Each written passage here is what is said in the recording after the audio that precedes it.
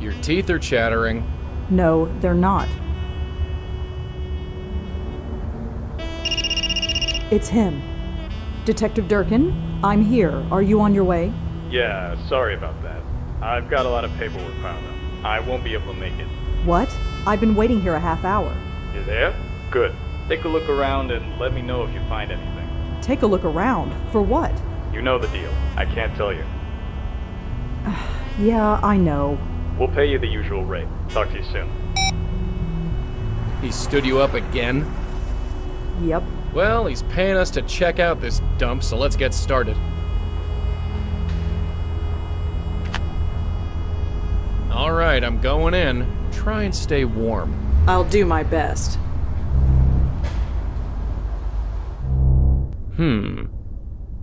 Hello? Anybody there? Anything? Not yet. Let me look around a bit, I'll get back to you.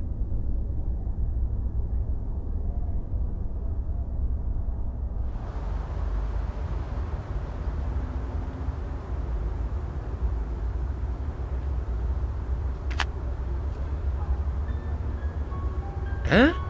Hello? Hey, get back here!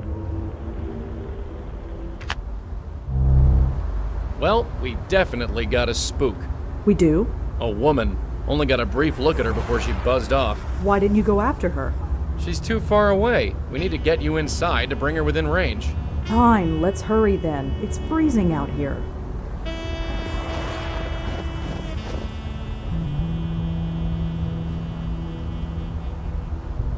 This brick is definitely hollow, but the ice around it is so thick I can't pull it loose.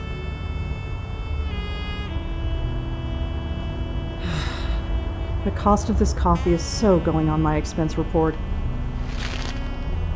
There, it's melted. I better do whatever I need to do before it freezes again.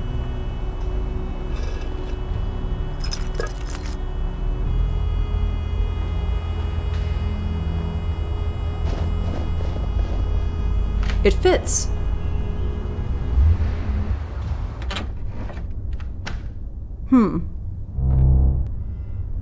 Nice place, huh? It has its charm, I guess. Yeah, it's got something all right. Come on, we have a spook to chat up.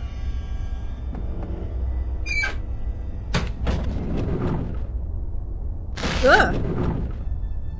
Well, that didn't work.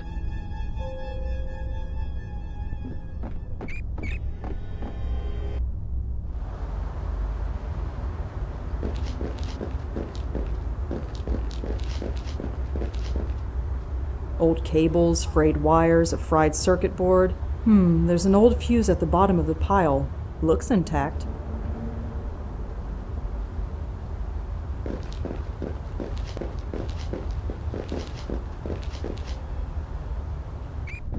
I really hope we get paid for this job. Otherwise, this could be our future home. Well, everyone already thinks you're crazy. Homeless is just the next obvious step. Thanks.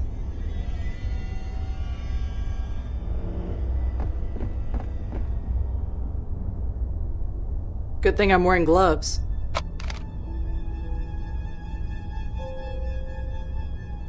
Something must have shorted. It's stuck in the on position. Look at that mattress. You think people slept on that? The people who slept here weren't exactly spoiled for choice.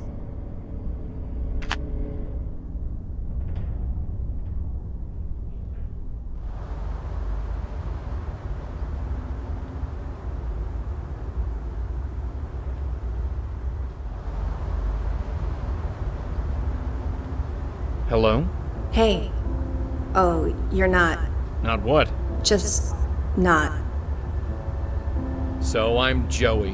What's your name? I don't know. Mary? Your name is Mary? Sure. I have to get going. Take care of yourself, Mary.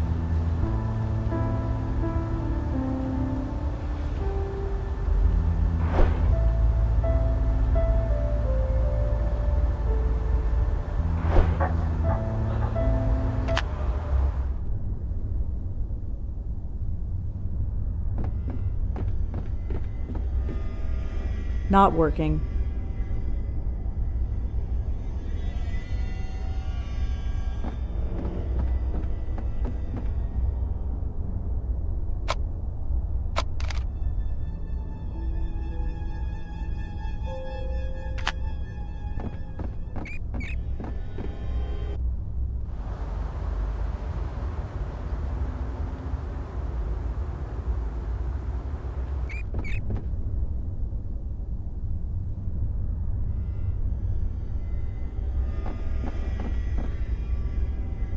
Something must have shorted. It's stuck in the on position.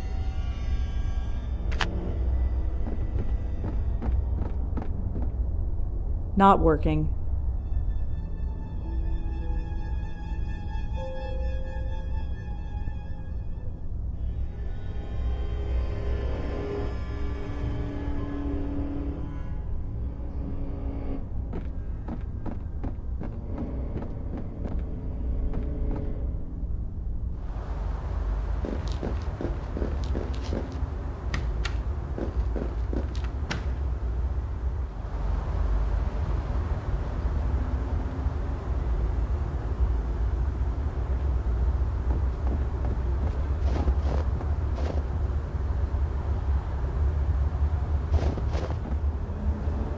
It's definitely some kind of memory card.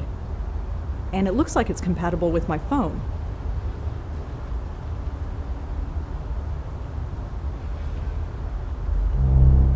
Hey, you find something? I think so. Take a look at this photo. Is this her?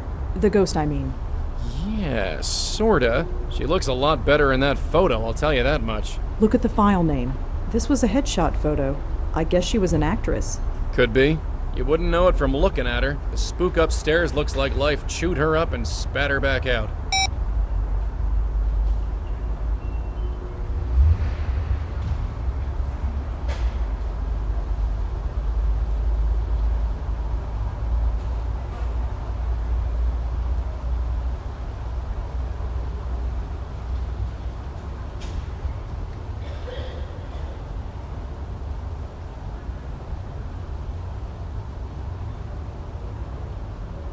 There must be hundreds of names on this list. I'll never find what I'm looking for just by reading it. I'll just save a copy to my notes app. Hopefully I can find something to cross-reference it with.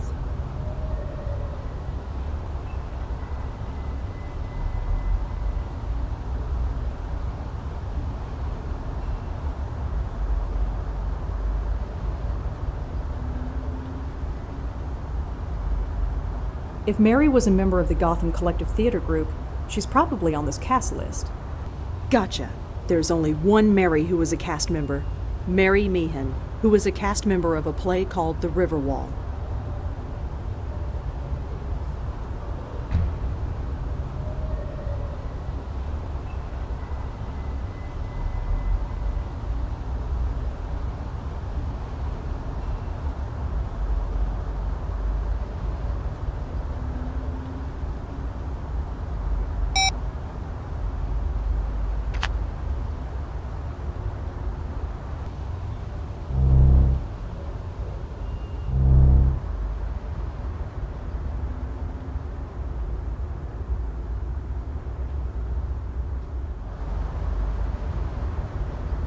So, Mary? Uh-huh. So I read that review of your show. You did? Yeah, I'm sorry. Mary? I thought I could get away from it, become just another face in the crowd. Is that something you really want? No, just needed to get away. It shouldn't have followed me here. Nobody should know me here. Surrounded by people who don't know me, it's good that way. Better that way. People? What people? These people. Lost people, like me. Alone, but not alone. Mary, I hate to tell you this, but there's nobody here. What are you talking about? Look around. Carefully. There's nobody here but us. I don't see what you mean. Yes, you do. Nobody's been here for months, at least. How could... They left me? They wouldn't have just left me here, would they? Alone? I'm afraid they did, but you're not alone now. We're here. No, it can't be empty. That was the whole point. I can't be alone here. I can't.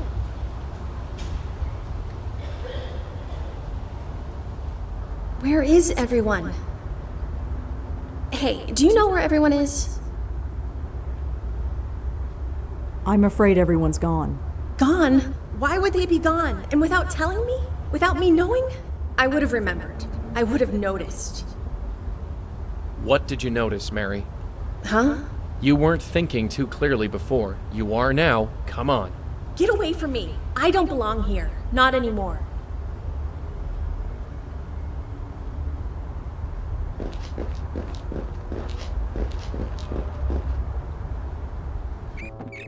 They're gone. Everyone. Yeah. I remember now. I was cold, then warm, then nothing. I feel absolutely nothing. That review, it seemed like it was everything. Now it's just nothing. To die over nothing.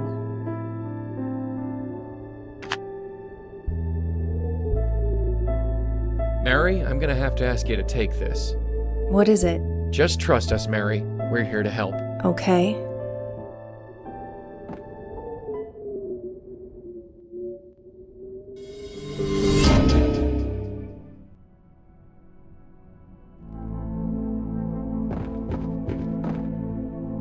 Is it right? Is it right that this place should feel so good? It's where you need to be, Mary. That's all. I thought the Karth house was where I needed to be. After that review, maybe I would have been okay. That critic was an idiot. That's nice of you to say, but you didn't see me perform. I was awful. Doesn't matter. I used to write reviews. I know these things. The critic was an idiot. Really? He said you had no ambition, but you also took it too seriously. How is that even possible? And how can you show too much passion and lack energy at the same time? I never thought of it that way. I'm sorry. I know it doesn't do much good to hear this now, but... No, it's good to hear it. Even if I had heard it 6 months ago, I wouldn't have listened. But I'm listening now. So thank you. It's time to go, Mary. Yeah.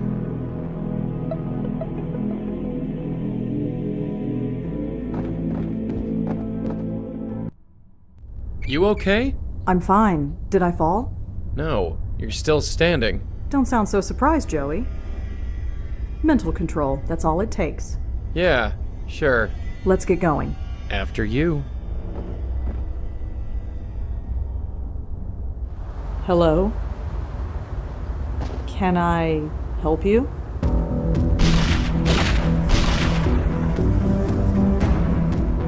No, not yet.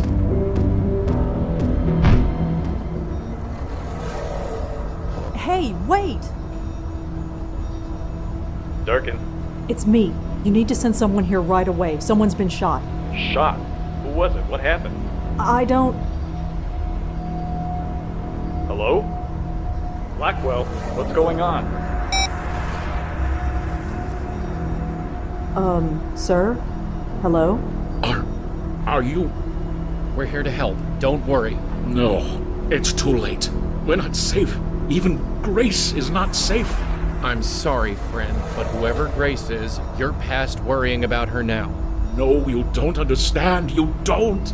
You'd be surprised what we understand. You? No. The bestower. I need the bestower. Bestower? You know about bestowers? About us? I know enough, but not enough to save me. Well, it's your lucky day. We just happen to be in the saving business. You don't understand. They will find me. I hate to break it to you, but I think they already did. No. No!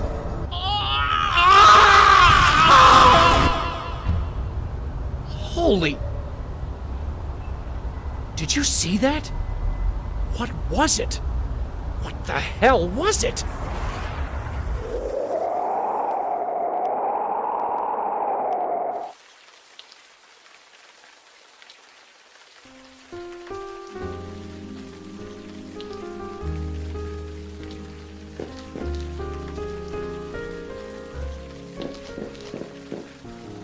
So, I guess this is it. I believe so, my host. A tailor shop, huh? You think they've got anything in my size? A lost soul in need of saving, and you want to rob its place of business. Look at this dress I'm wearing. It's ruined. I figure I'm owed. Duty first, my host. Petty theft after. I'll see.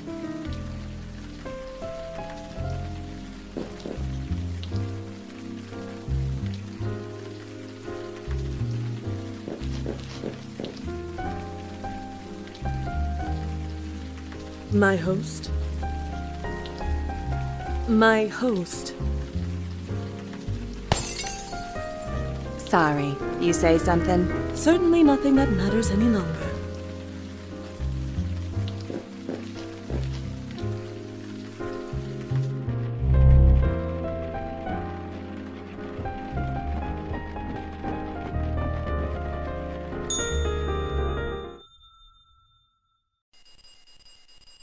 Danny? Danny, someone's out front! Danny, where the hell are you? Sorry for the wait, ladies. My assistant seems to be out. What can I do for you?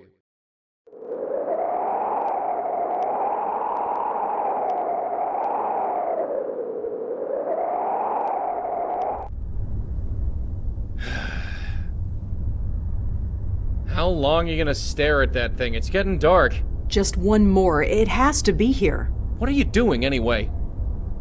A man was murdered last night in the middle of a major blizzard. Believe me, I remember. Right. So how come nobody else has? Eh? I've been checking on every local news website all day. There's not a single mention of it. I called the police myself. We know they know about it. They must have suppressed the news, but why? I'm sure the cops got their reasons, and they can keep them. I don't care who plugged the guy. I only care about what happened after. I know. So, the victim didn't have any identification on him.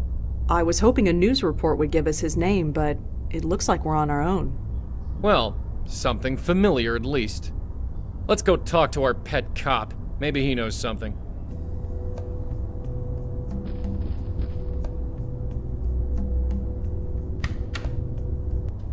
Thank God the coffee stands are still open. I think I'm really going to need them. It's your dime, sweetheart.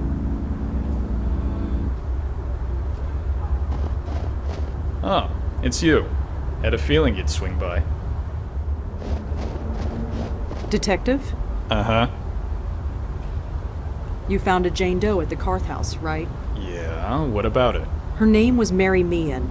She was an actress with the Gotham Collective Theater Company. You sure about that? Yes. I won't ask how you know that, but we'll check out that name and see if you're right. At the very least, we can locate the family and tell them what happened. Thanks. I guess we owe you another one. Can we talk inside? It's freezing out here. Can't smoke inside, thanks to our friend the mayor. So you couldn't maybe, I don't know, not smoke for a while? Right. I caught the evening news today. There wasn't one mention of the murdered man in Chelsea. That program hasn't been the same since they replaced that blonde anchor woman. Nobody else talked about it either. Not online, not any other news program, nobody. You must have suppressed the news. Why? Because we're the cops, that's why. Look, before we take this any further, why are you so interested in this one? What makes this murder more important than any other? He was looking for me. He was? Why? I don't really know. Uh-huh. Did you know the guy? No, I didn't. So, how did you know he was looking for you? Wait, let me guess. You just do. Something like that. Something like that ain't good enough. What else you got? I was there. You know I was there. Surely I'm a suspect. You think I'm crazy? I made sure your name is nowhere near this thing. And unless you give me a good reason, it stays that way. So tell me, why is this murder so important? He was killed right in front of me. And what, suddenly this makes it personal? Well, kinda. It might have something to do with me. Uh-huh. And why is that? Why is this murder so important? You're the one who sent me there in the first place. That can't be a coincidence. So, you think we sent this guy to your location to, what, get killed in front of you? I don't know. That's why I'm asking you. You don't get to ask me anything. You need to tell me why this murder is so important. You've trusted me before. Why can't you trust me again? Trust has nothing to do with it. Look, I don't know what your deal is. I've never asked, and frankly, I don't want to know. But I do know that you've helped me clear a few cases. And once in a while, in return, I answer some of your questions. That's fine. Quid pro quo. It's not in the rule book, but it's how we get things done. But this case, it goes way up. We can't bring in anyone from outside, not without a good reason. So give me one. Why is this murder so important? I couldn't begin to explain it. It's more than just a murder, more horrible than just a killing. Uh-huh. Any details on what that could be? It needs to be stopped. That's all. Sorry. I know we got an arrangement, but my hands are tied. Fine, if that's the way it is. For what it's worth, it's nothing personal. You got other questions, I'm here. Just don't ask about this case. You get me? Yeah, I get you. Keep our friend busy. I'm gonna sniff around. Not that I don't appreciate the company, but why the heck are you just standing there?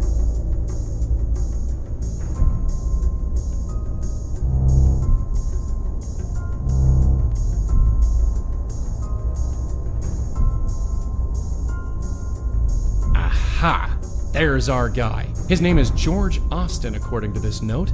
Looks like he lived on the Upper West Side. That's definitely the spook we saw. According to this note, his name is George Austin.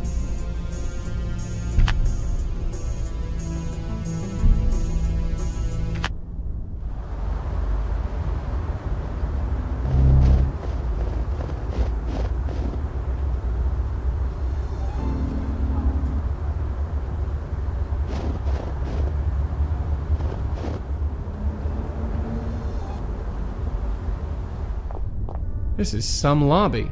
Careful you don't break anything, we'll be in hock for life. Well, your life anyway, not mine.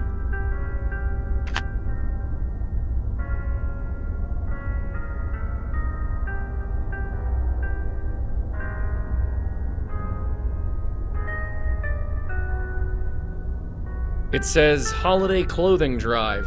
It's cold this winter. Please leave your old clothes in the box below for people less fortunate than you. It's signed by George Austin.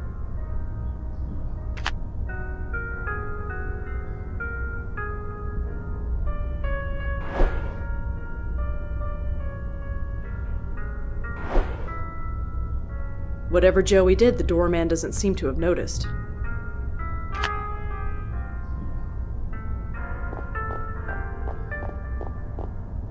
Dropped my pen. Hi. Yes, miss? I'm looking for George Austin. Is he in? No, he's not. Sorry.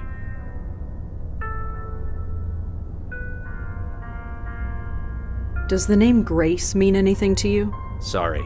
Nobody named Grace lives here. I, heard that George Austin was having a clothing drive here. Oh, yes. George does it every year. He brings the box to Grace himself. Do you know where George Austin is? I really couldn't say. Sorry.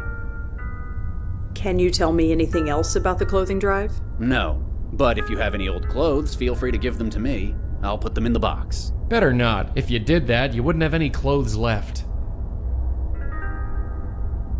You said that George takes the clothes to Grace. Yes, he does. He has an attachment to the place, even though we've got a fine church in this area. Church? So by Grace, you meant Grace Church? Yeah, the one downtown. What did you think I meant? Nothing. Never mind. Thanks. Sure.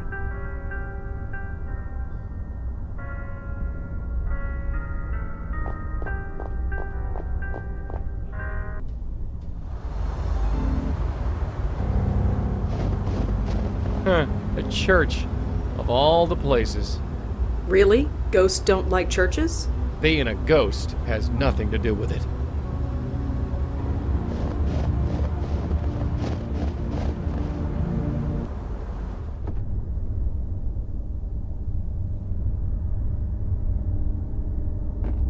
With this sample of George's handwriting, I might be able to find something written by him. This book is full of prayers written by the church's congregation. They're all anonymous and they're all written by hand. Gotcha. I don't need to turn to any other page.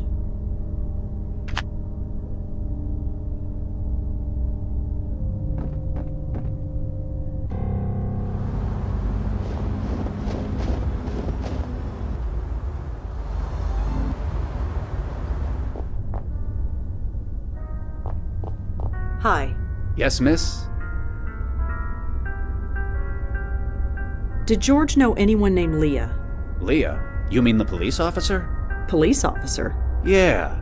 Haven't seen her around for a while, though. Did they break up or something? I have no idea. Too bad if so. I liked her. She was good for George. You said Leah was good for George. Could you tell me why? Yeah, I probably shouldn't have said any of that. You're not a cop or anything yourself, are you? Well... No, you're not. You would have shown me your badge if you were. Forget it. Sorry.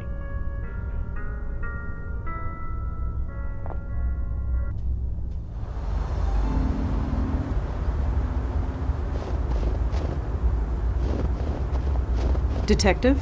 Uh-huh. So, George Austin was involved with a police officer named Leah. That's it, isn't it? All the secrecy. It's because the police are involved. You want to get us both in trouble? Of course not. I want to help you. Look what I discovered already. Look, I keep my distance from you for a reason. I know you got your sources. I don't know who they are, but you have a way. That goes without saying. Leah Piero is a fine detective. Don't let anyone tell you otherwise. Maybe you can help, maybe you can't. But I know you're gonna stick your nose in no matter what I say. Sorry, but I have to. Yeah, I get that. I can't stop you, but I can't help you either. You're on your own. Believe me, Detective, if there's anything I'm not, it's on my own. Well, just be careful.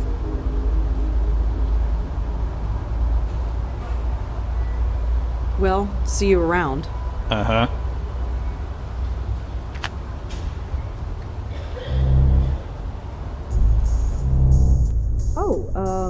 I was just admiring the brickwork. The brickwork. Sure. When was this building built? 1950s? I got no idea. Low-rise bonding, very typical of the era.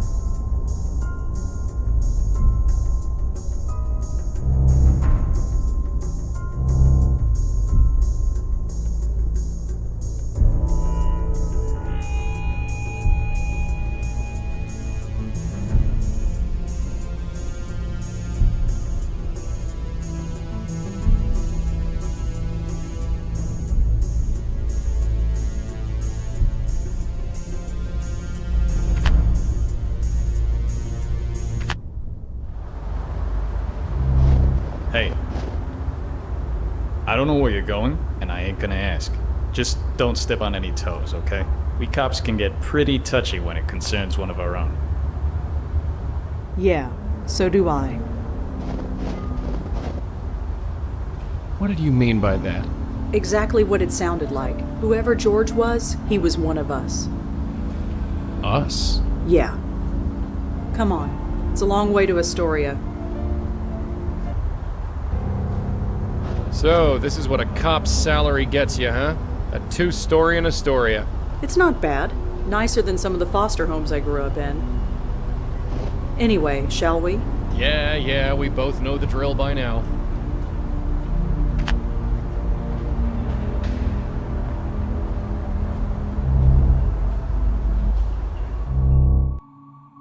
Hello?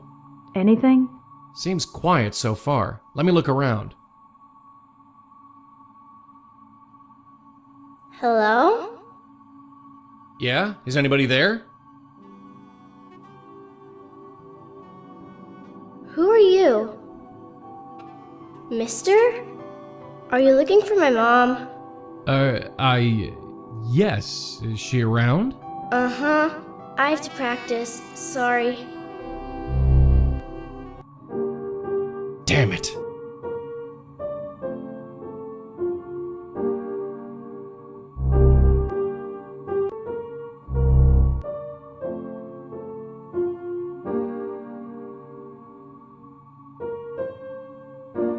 Excuse me.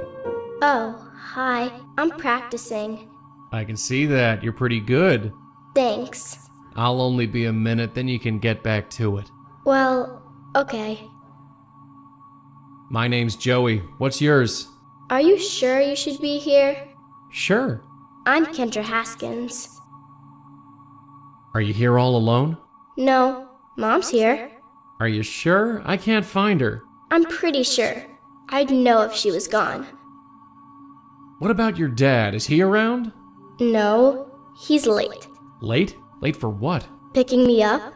On Fridays we go to the Abacus, and then I live with him until Monday. But he's late.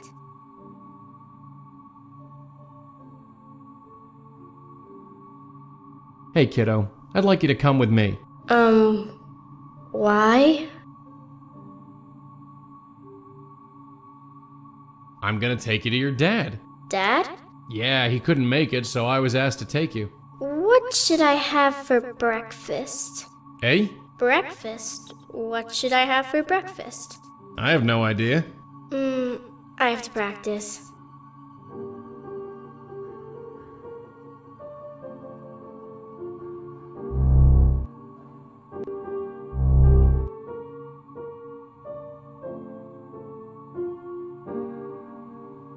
KK the Troll. Cute.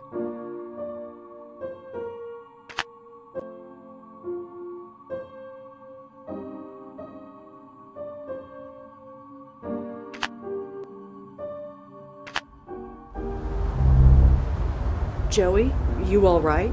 Yeah, sure, whatever. We got a spook. Is it Leah Piero?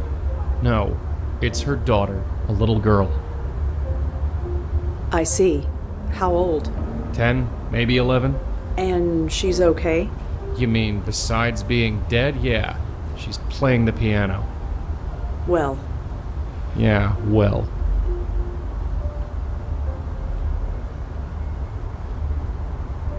the mailbox is a bit iced over, but shouldn't be too hard to open. There's a letter in here.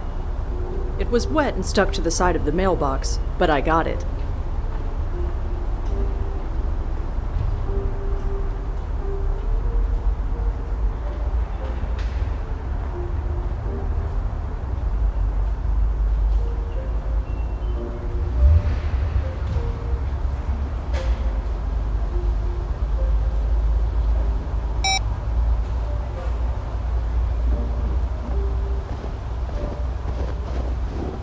Frozen solid. There's not much I can do with it.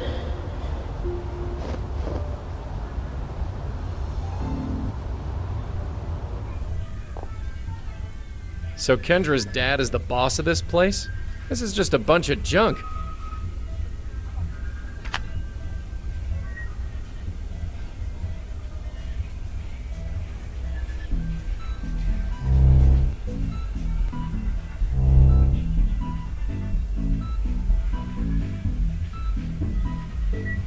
All I can really do is look at it. Huh, whatever I did, it worked. All I can really do is look at it.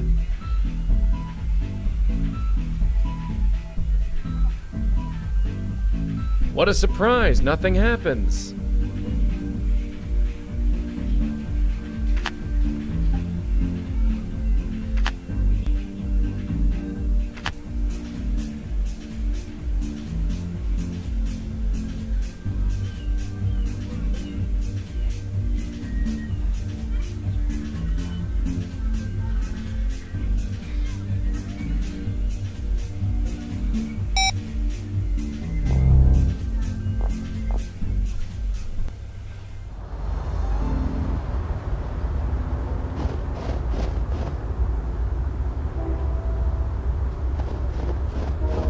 Here he is, Emil Haskins. Hello? Hi, is this Emil? Yes, that's me. Who is this? My name is Rosangela Blackwell. Could I come in? I'd like to ask you some questions. You mean there's been progress? I'm not sure. I'm just trying to learn what happened. You're not with the police. No, they won't talk to me. I'm hoping you will. They won't talk to me either. Come on up. Rosangela Blackwell, was it? Yes, that's me. Come on in. I should have guessed you weren't with the police. I've spoken to enough cops lately to know the difference. So, you said you're trying to learn what happened? What exactly do you know? I know that something happened to Leah. Is that all you know? Yeah, I'm afraid so. She's been missing for weeks, that's what happened. Big shot police detective. Poof, gone. Then, our daughter. So yeah, something happened. And nobody seems to be able to find out what. I know that Kendra is dead. I'm sorry. What? No, we don't know that. Nobody knows that, not yet. Someone took her and she's missing, not dead. Of course, I'm sorry. The police might have given up on her, but I haven't. She's out there, somewhere. I know it. George Austin was killed last night. What? George is dead? You didn't know? No, of course not. You think the police tell the ex-husband anything? Ex-wife and daughter go missing. I'm suspect number one. How'd it happen? He was shot. Shot? Jesus. I can't say I liked the guy. Leah dumped me for him after all, but Jesus. I always figured he was into something shady, but I thought it was more white collar. Insider trading or whatever. But someone shooting him? That's like mob stuff. Is that what's going on? Was he in the mob? I don't know. Jesus, Leah, some police detective you are hooking up with a mobster. I don't know if that's what happened. I hope not. If it did, I'll never forgive her. You work at the Wired Abacus? Yeah, real glamorous, right? I wouldn't know. It's a job, is all I can say. I'm able to afford the rent on this shoebox apartment, at least.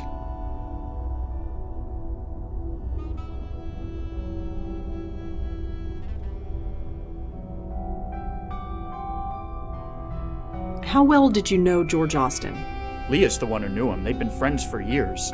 She talked about him sometimes. What did she say? Well, that's the thing. I got the impression he was kind of a loser. A loser? No career, living with his parents, that kind of thing. She felt bad for him. But then we get divorced and he turns up, wearing designer suits and living in a penthouse. And I'm living in this shoebox. Are you familiar with Grace Church? Me? No. But Leah used to go there before we were married. She was really hung up on the place. What did you do when Leah disappeared? Got grilled by the cops for 3 days, even though there was no way I could have done it. I was at work, and I don't know if you've been to that store, but it's got cameras everywhere. But I just stood by and took the abuse, just on the off chance I would say something that could help them. Obviously, I didn't. How did you find out Kendra was missing? Her school called. The same day her mother didn't show up for work. They thought she was with me. I wish she was. Can you tell me anything about yourself? Is it relevant? Well, it could be. Well, I'm a tech nerd. Worked for a bunch of startups back in the late 90s. Now I work at a chain store. Moved into this place about 5 years ago. Rented it from some Indian lady. Rent in this city is highway robbery, but there's no way I'm moving further away from my little girl. Well, I'll see you later, Emil. Yeah, sure. See ya. Hey, wait. Why are you doing this? You said you weren't with the police, so why? It doesn't matter. We want the same thing. Doesn't matter? This is my little girl we're talking about. Can you help her or not? It's what I do.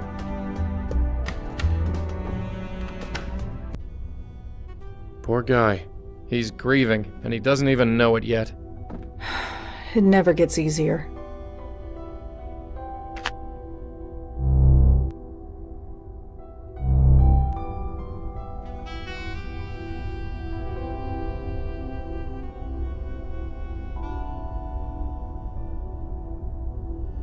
I guess that's the date the picture was taken?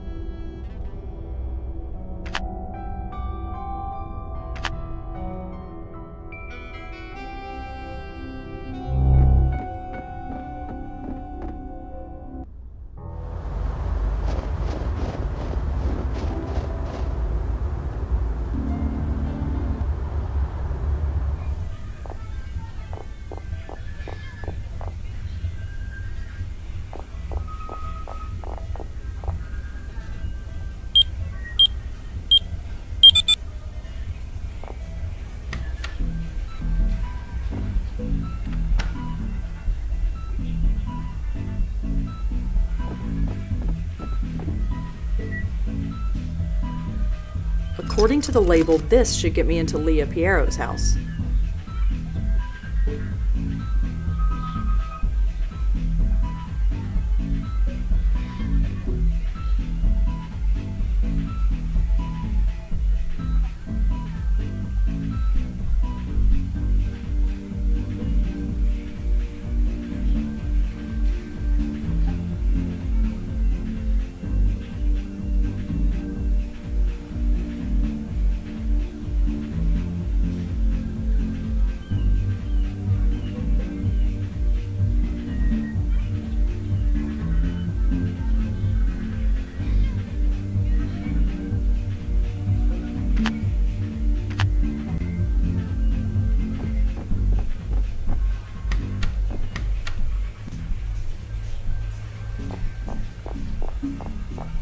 Hi there.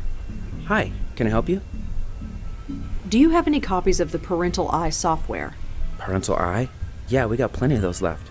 They didn't sell very well. I guess people don't like to spy on their children, but me, I don't judge. Anyway, we got a bunch behind the counter. That'll be $14.99. Do you take debit cards? Sure. Here you go. Thanks. Thanks. Sure.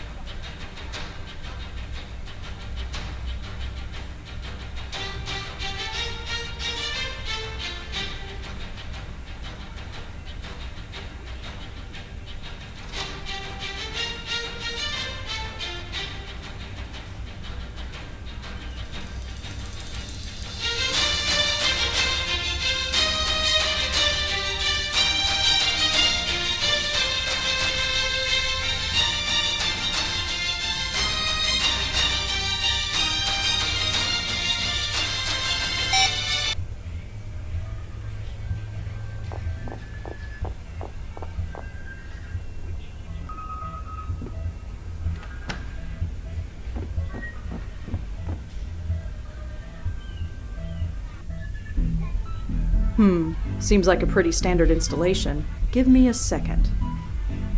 All right, it's ready to go.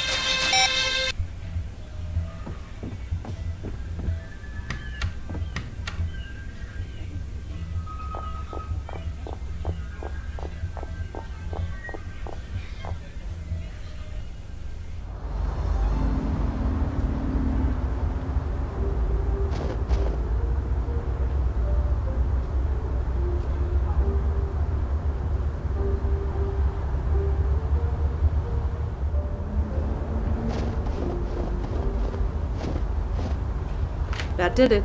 It's about time. I'm freezing out here.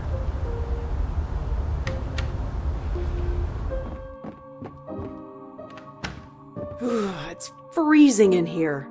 And it's not from the cold. Oh, good. You feel it too. I was worried it was just me. What is it? I don't know. Nothing nice, that's for sure.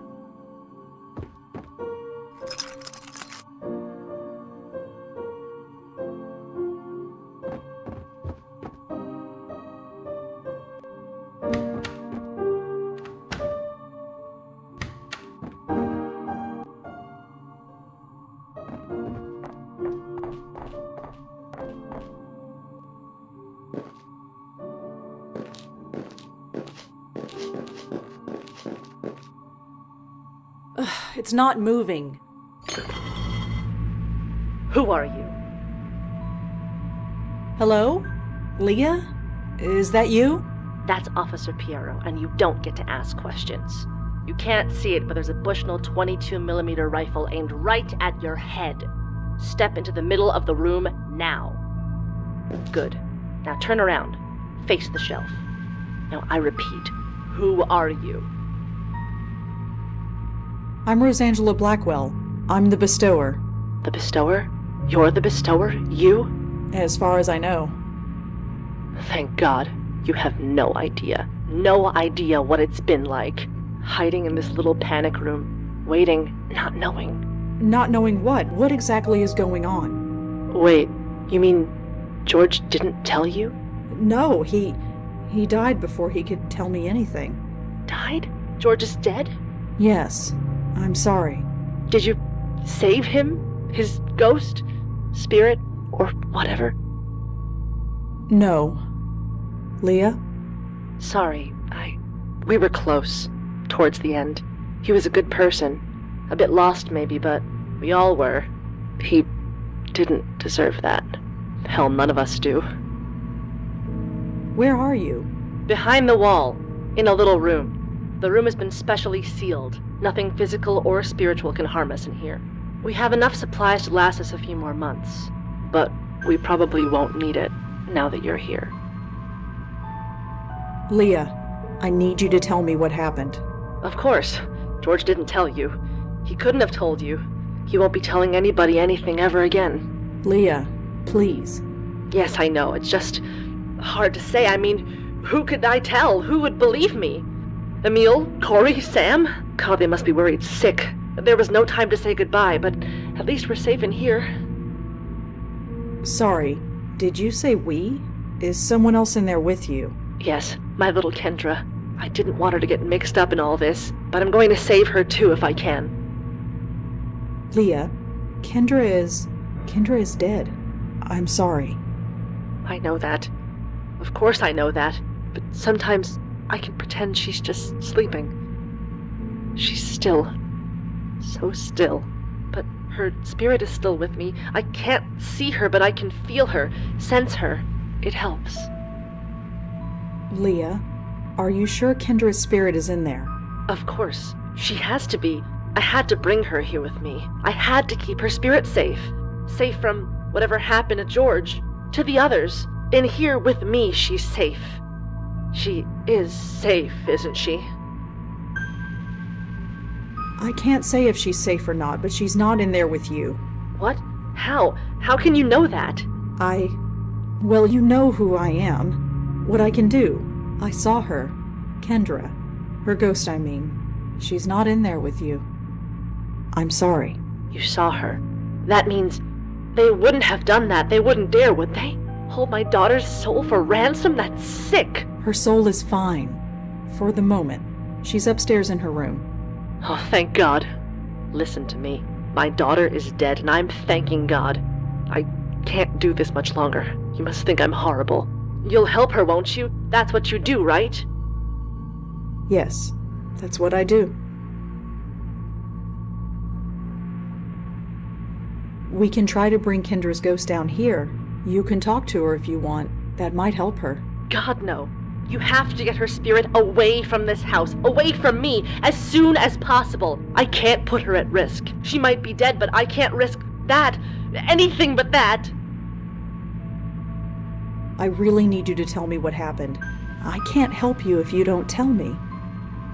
Help Kendra first. I'm sorry, but she has top priority. I feel bad for George and the others, but this is Kendra. Damn everyone else. Help her, then I'll tell you everything you need to know. What does Kendra like for breakfast? Breakfast? What does that have to do with anything? I don't know. She keeps asking about breakfast. Oh, the password. Password? If I was busy on a case, I'd ask a colleague to escort Kendra home. She didn't know everyone I worked with, so I taught her to ask them, what did I have for breakfast? And if they replied, prunes and a Danish, she would know they could be trusted. It was supposed to keep her safe. I'm going to leave now, Leah. I'll be back when... Well, I'll be back. Just one question before you go. How is she? Does she know that she's... you know? No, but she will. That's part of how it works. They come to terms with it, and then they leave. I see. I'm sorry. I'm sorry you have to do this. This whole thing just spiraled out of control. Yeah, it always does.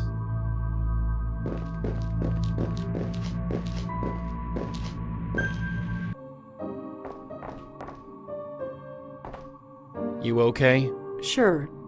Just give me a second. I thought the basement smelled a little funny, but I never thought... Yeah. Take all the time you need.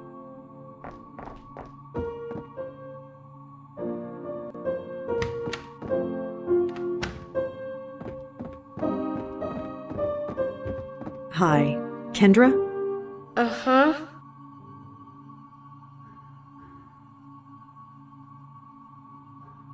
I'm a friend of Joey. You met him earlier? Oh yeah. Is he around? He always is. Okay. Tell him hi. I have to practice now. Hi. Kendra? Uh-huh.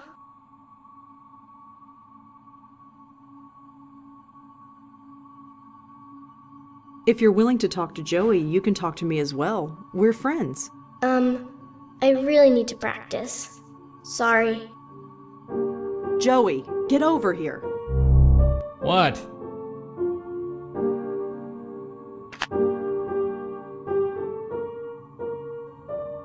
Hey, Kendra? Sorry to bother you again, but I have something I want to ask you. Well, okay. Listen, I really think you need to come with me. Why?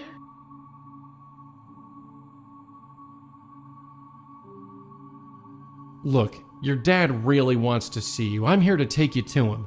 What should I have for breakfast? I believe the answer is prunes and a Danish? You're really going to take me to see Dad? You betcha. Okay, let's go.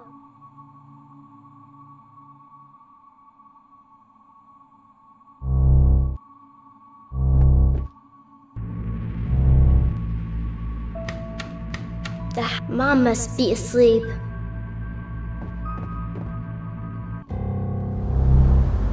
It's snowing! Should I go back in and get a jacket? Are you cold? Funny, I'm not cold at all. Then you should be fine.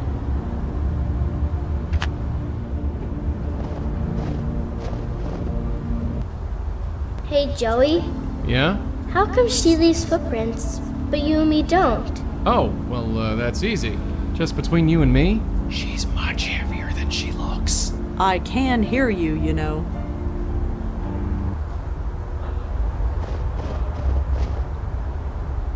This is it. Thanks for taking me. I've got my own key. I can get in on my own. Sure, you be safe now.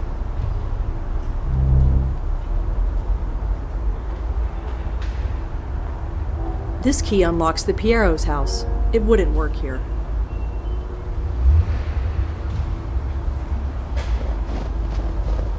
It fits.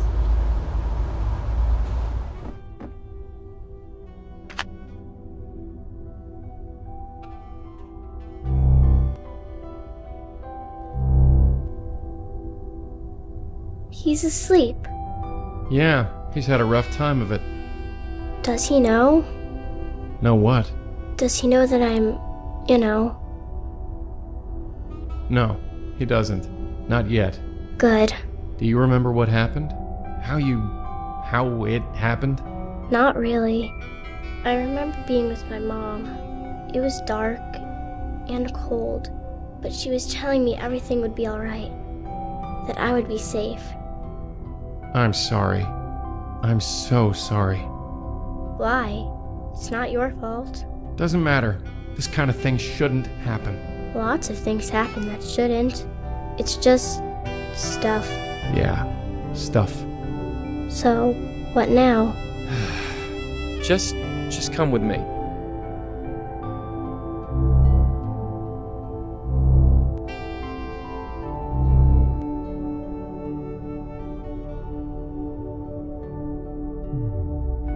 Kendra, I'm gonna have to ask you to trust us, okay? You don't have to ask. I already do. Fair enough. Come over here. Just take a hold of this. Okay.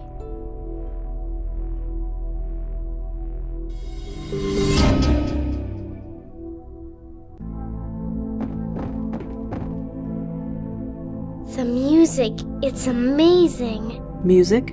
It's everywhere. Can't you hear it? It's like every instrument ever made is a part of it.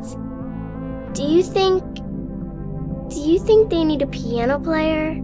I don't see why they wouldn't. I'm gonna need a practice. But somehow, I think I'll have plenty of time. I guess you can't come with me? I'm sorry. This is a trip you have to take alone. Tell them I'll miss them. Okay?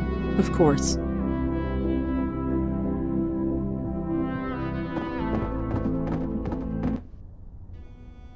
Ugh. Still standing, at least. Yeah, bright side. She was so easygoing. Something about kids, I guess. Their minds are more adaptable, flexible to new ideas, even death. Do you really believe that? Do we have any other choice? Come on, we're not done yet.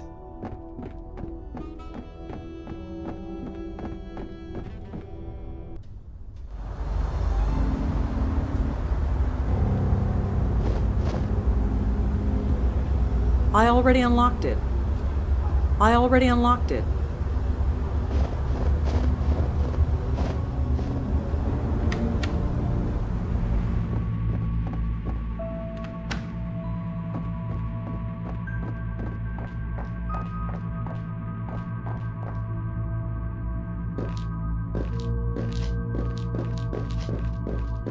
Leah, are you there?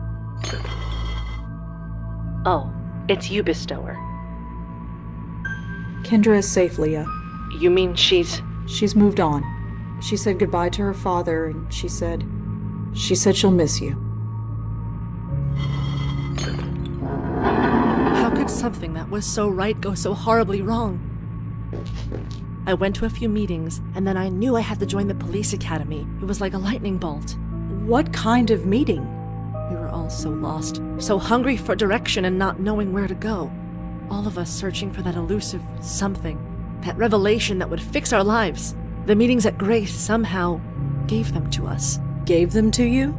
Yes. No matter how confused we were, we all found our way. But all this was the price. Leah, I need you to focus and tell me what happened. I loved being a cop. I loved being a mother. I did good, didn't I? I thought I did. And you do good. That's what I heard. You always help, right? I help the dead. That's what I'm counting on. What? No! Jesus! Did it work? Why, Leah? Why do this? I'm sorry, but it's the only way. My only escape is through you. I know what you did for Kendra. Now do the same for me, please. Please, before they come for me.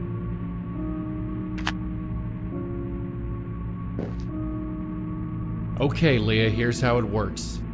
That's Officer Piero to you, and I know how it works. Great, that saves time. Red here is gonna take you somewhere safe, and when she does, you're gonna have a chat, okay?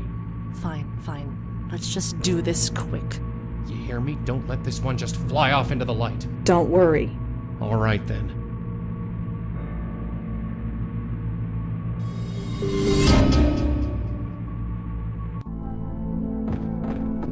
It's so quiet here. That little room was quiet, but not like this. It's like I'm hearing everything and nothing at the same time. Can you hear it? No, but Kendra said something similar. Is she out there somewhere?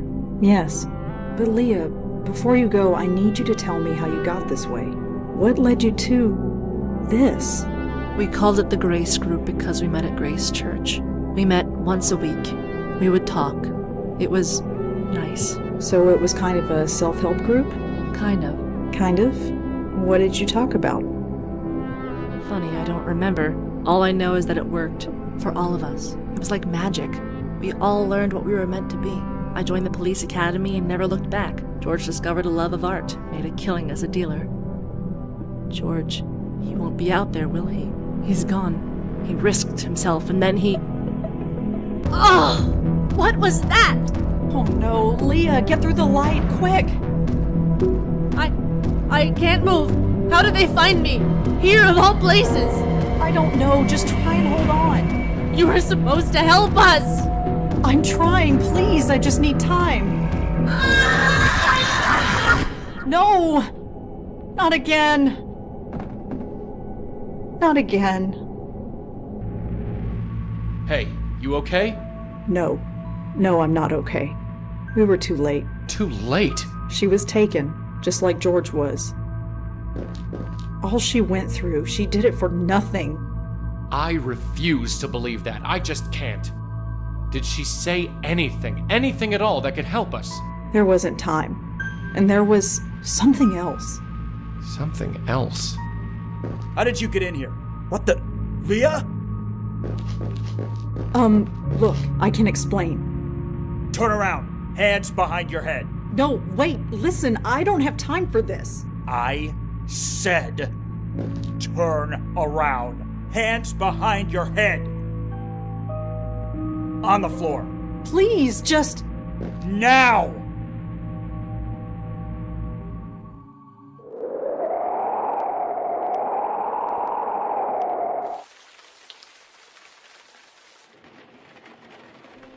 Sorry for the wait, ladies. My assistant seems to be out. What can I do for you? Are you the owner of this establishment? My name's on the sign. Ah, so you are Malone. That's me. And you are? My name is Madeline. And your friend? Jocelyn Contis. Pleasure to meet you both. I cannot touch it. Why would I want that? I've never even heard of those guys.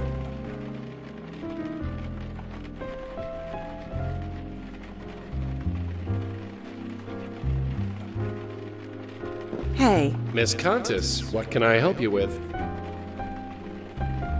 So, who shot up this place? Eh? Come on, this place looks like the set of a gangster flick. I don't know what you mean. So, did you see who smashed up your window? What are you talking about? The window looks fine to me. Right, of course it does. Totally agree with you. Are you seriously telling me that this place looks normal? Listen, everything here is top of the line. We're even looking into that dry cleaning stuff. What cleaning? Dry cleaning. Look, never mind. Can I help you with anything or what? Well, see you around. Sure. Malone. Hi there. What can I do you for? You mentioned an assistant. Where is he? Danny? I have no idea where he is. So we're a bit short-staffed, but nothing I can't handle. We'll handle that costume of yours with extra care. Costume? That gown of yours looks very authentic. I don't even think you can get that fabric these days. Have I become antiquated so soon? No offense meant, I quite like it. The tiara's a nice touch. Brings out your eyes. Well, I always thought so. But you are mistaken. We are not leaving my costume here with you. We have other business. What happened here? What do you mean? This shop. It is, shall we say... It looks shot up. Shut up. Look, I know the cleaning lady hasn't been in this week, but it ain't that bad. Now, can I help you or what? You should take a closer look at the walls and windows. They are definitely not what they should be. You sure talk funny, lady. There isn't anything wrong with the windows that I can see. Malone, I regret that it falls to me to tell you that you are dead. What? Get out of town. Now, can I help you or what? Madeline, does that ever work? No, it does not. Malone, I must insist. You are in fact dead. Look, you feeling all right? I am perfectly well. Nah, you're under pressure, I can tell. I got a bottle of whiskey in the back, if you need a belt. I do not need a belt, thank you. I will return presently. Take your time. I'm not going anywhere. Yes, well, we will see.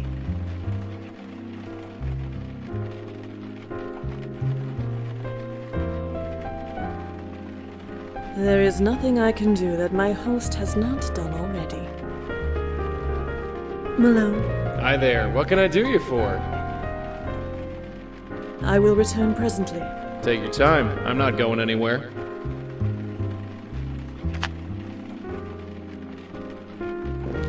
Hey. Miss Countess, what can I help you with?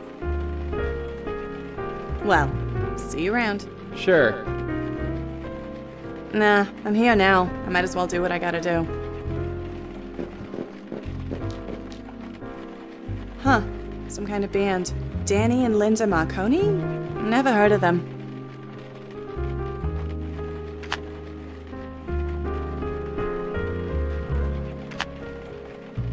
Malone. Hi there. What can I do you for? I will return presently. Take your time. I'm not going anywhere.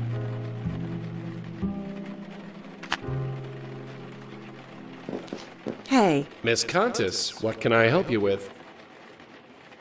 You into music? I saw that poster on the wall. Oh, that's Danny's thing.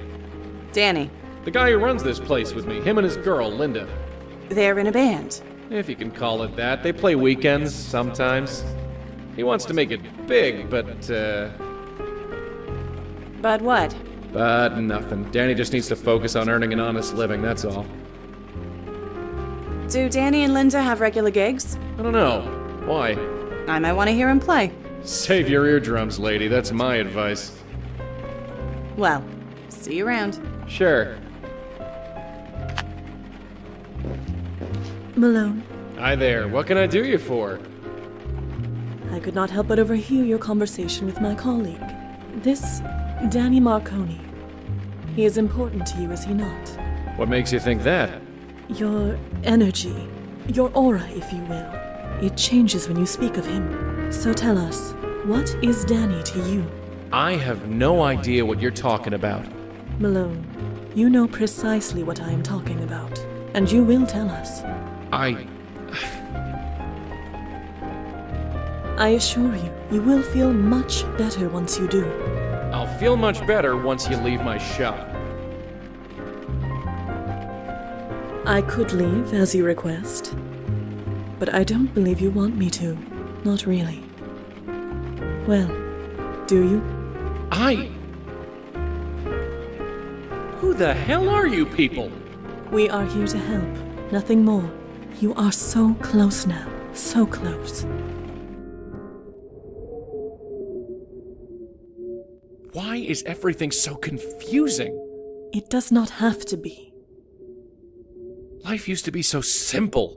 Then Danny had to go follow a pipe dream. He had to make deals with club promoters he couldn't pay. So they showed up here. I told Danny to stay away while I tried to talk some sense into them. And did you? He got away. That's what's important. At least, I think it is.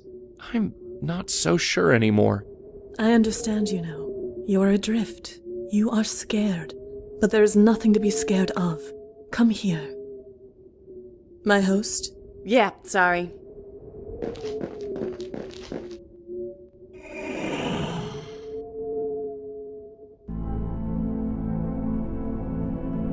I don't know why I did it. Danny isn't much, really, but he's a good guy.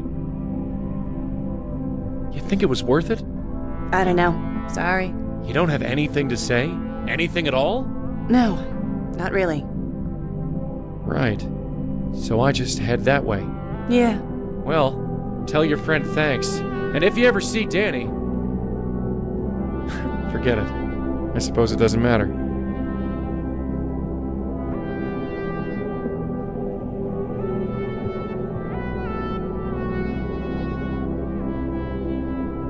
My host.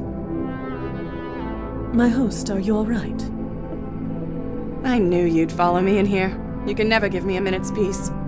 You should not stay here too long. Or what? I'll die. I get it now. We all thought my uncle was nuts, but he was just numb. He just stopped caring. About anything. Who could blame him? Trust me, my host, it is best to push those feelings aside. Why? It is what must be done. That is all. What does it matter? Listen to me. In time, you will feel differently. Differently? Yes. This will all feel normal.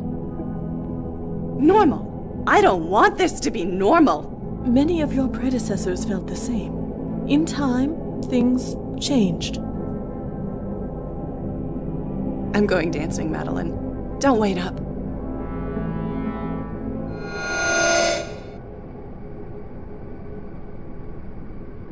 I see. I suppose after all this time it was inevitable that one of you deciphered the method. But do you think it will be that simple? It will not work. Do you hear me? It will destroy you. My host, Jocelyn Comtesse, hear me! Comtesse! Comtesse!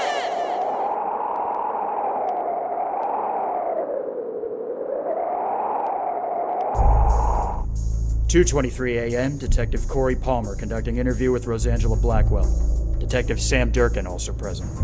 So, Miss Blackwell, tell us again why you were in that house. Say nothing. Tell them nothing. Keep your teeth together. We'll get out of this. I was looking for Leah. And you just happened to stumble over her rapidly cooling body? I didn't stumble over anything. It just happened. This type of thing doesn't just happen. Fine. Next question. What happened to Detective Piero?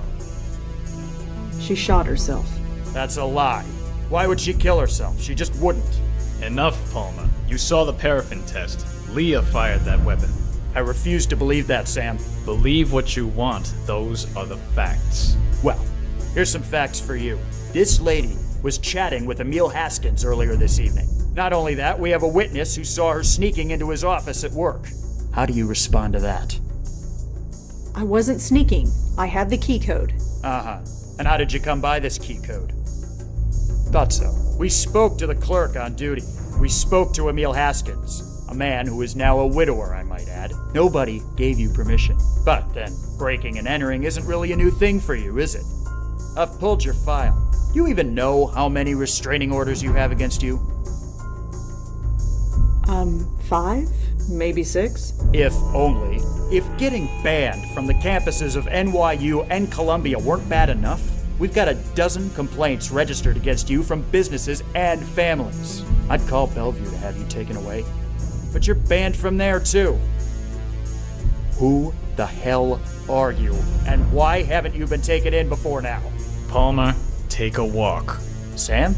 You're tired. Go get a cup of coffee. I don't need coffee. Don't think I don't know what's going on here.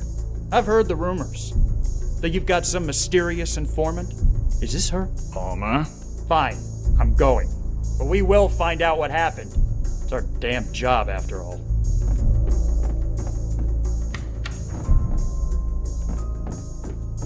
So, you happy now? Of course not. I only wanted to... What? Help? You think you helped anyone here? There's something much bigger going on. So you said. But we cops, we like things simple. Not you, though. You make things complicated just by walking into a room. What are you trying to say? Officially, we're pursuing every lead. Unofficially, there was no trace of the bullet that killed the little girl.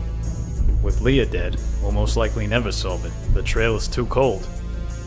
So, what do you need? Excuse me? You want it in so bad? You're in. You won't be on the books. We can't even pay you. This case is too high profile. So, what do you need? Access to Leah's case files. Can't do it. Those are being boxed up and archived. Anything else? Access to George Austin's apartment. I'll take care of it. Anything else? Everything you know about George Austin. Palmer can get you that. Speak to him tomorrow. Anything else? Cup of coffee? I'll let Palmer get you one on the way out. Anything else? Nothing that I can think of. Alright. From now on, you talk to Palmer. He'll be at the front desk tomorrow. Detective Durkin, Sam, why are you doing this? Why me? My first case involved a kid. 30 years ago, it must have been. There was this little girl living with her aunt. The aunt went nuts, smashing things, screaming. Total loony. The little girl was hiding in a closet. Couldn't have been more than 5. Scared out of her mind. I've had a soft spot for kids ever since. I see. Go home, Blackwell. Get some sleep. You look like you spent the night in jail.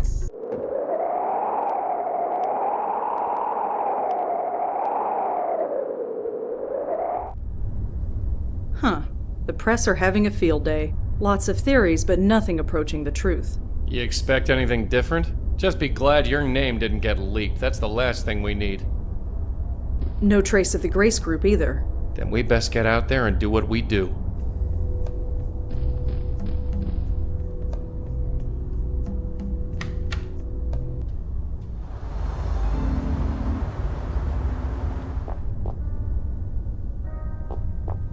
Hi. Yes, miss? My name is Rosangela Blackwell. I was told you'd be expecting me? Is this about George? That's right. I still can't believe it. But here's the key. 12th floor, penthouse A. Thanks.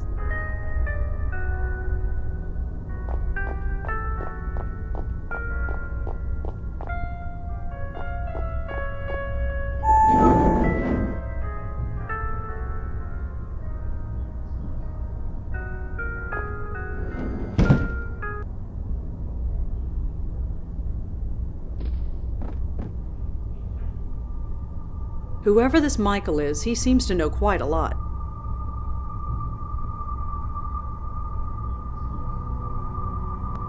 So this Michael has a source who knows about bestowers. About me. This is starting to get personal.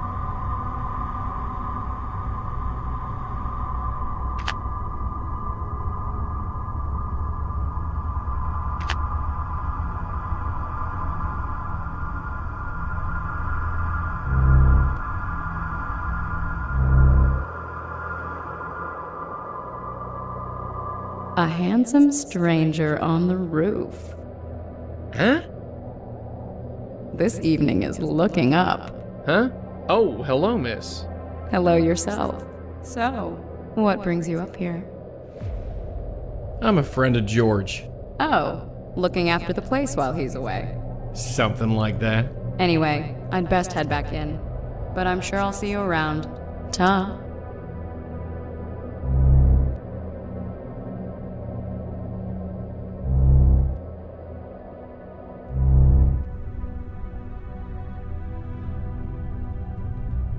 Hi there.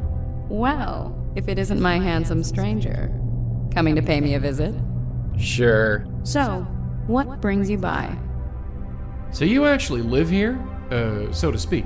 Yes. Why are you so surprised? Well, this place is kinda, well, empty. I live alone. That's not what I mean. Look around. There's nothing in here. What on earth are you talking about? Never mind.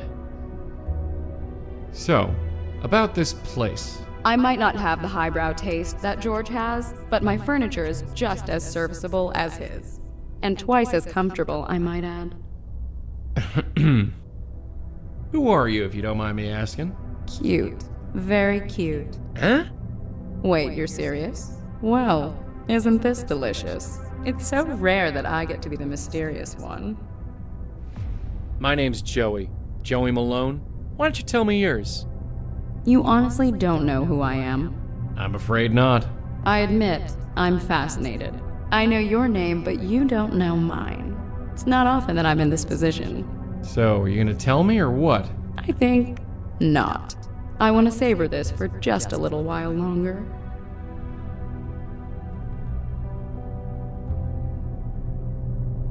Come on, you know my name. It's only fair. I can't tell if you're being genuine or if you're just playing with me. Why not both? Well, the night is young.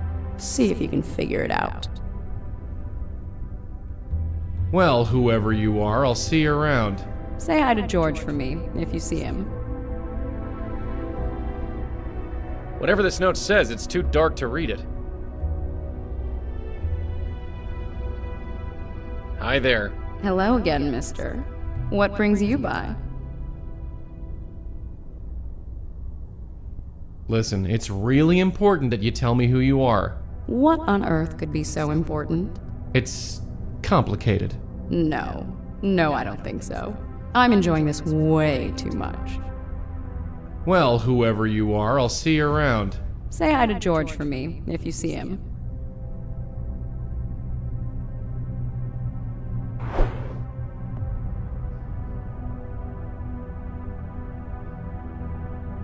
It says, I know about Heather, and it's signed by someone named Jay.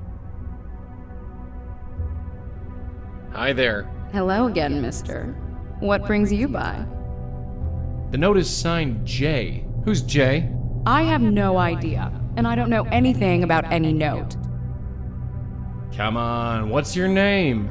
No, this is too much fun. You'll figure it out. Everyone recognizes me eventually. I know about Heather. Do you know anything about this? About what? This note, the one on your floor. I have no idea. It has nothing to do with me. And what's it doing here? I have no idea. Okay, relax. Are you sure you don't know anything about this note? No, I don't know anything about any note. Please stop asking about it. Could I ask you a couple questions? You don't even know my name, and you want to ask me questions. Well, maybe if you actually told me your name.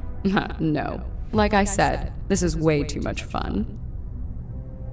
So what is this? You famous or something? Or something. Are you sure you don't know anything about this note? No, I don't know anything about any note. Please stop asking about it. Come on, what's your name? No, this is too much fun.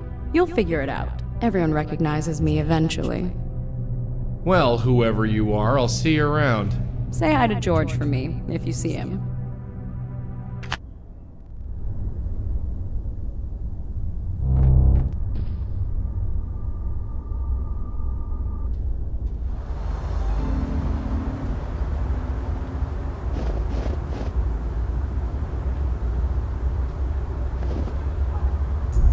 Oh, it's you. Sam told me you'd be swinging by. Hi, Corey, was it? No, it's Officer Palmer. So Durkin told me to speak to you? Yes, I heard. Congratulations, I guess. I don't know why you're so special, but orders are orders. You need any information from us, I'll see about getting it to you. But you talk to me, and only me. Understand? Perfectly.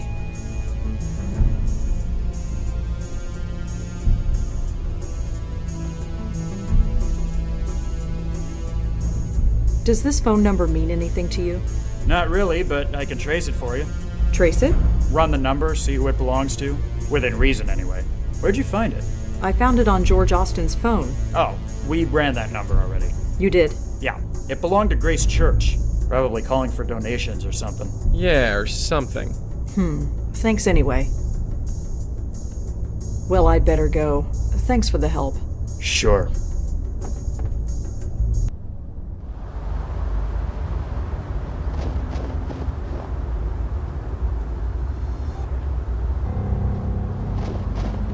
If the people who go to these churches worry about their souls so much, they should try dying sometime.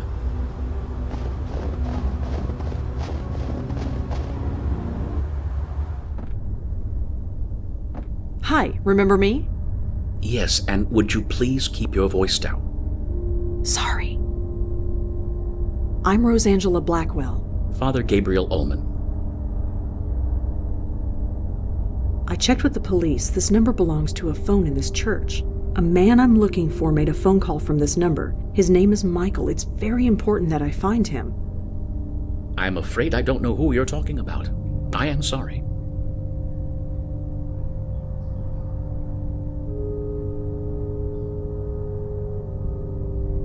Do you know any Michaels? In my line of work, I know more than I can count.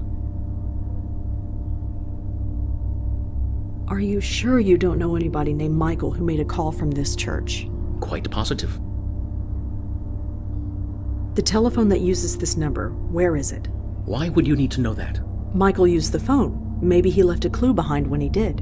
And he could have used any one of a dozen officers in our administration wing. Really? Over a dozen? Yes.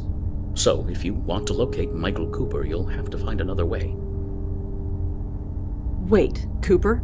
Pardon? You said Michael Cooper. Isn't that the gentleman you're looking for? No, I just said his name was Michael. So you did. Slip of the tongue. My apologies. It is quite late and I'm tired. Well, thanks. I'll be going. Stay safe. This is not a night to be outside.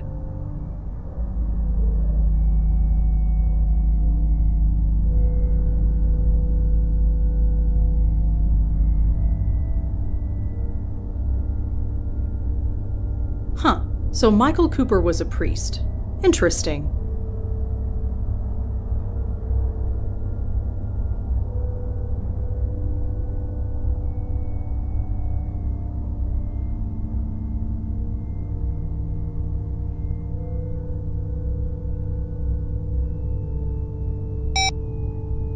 Excuse me.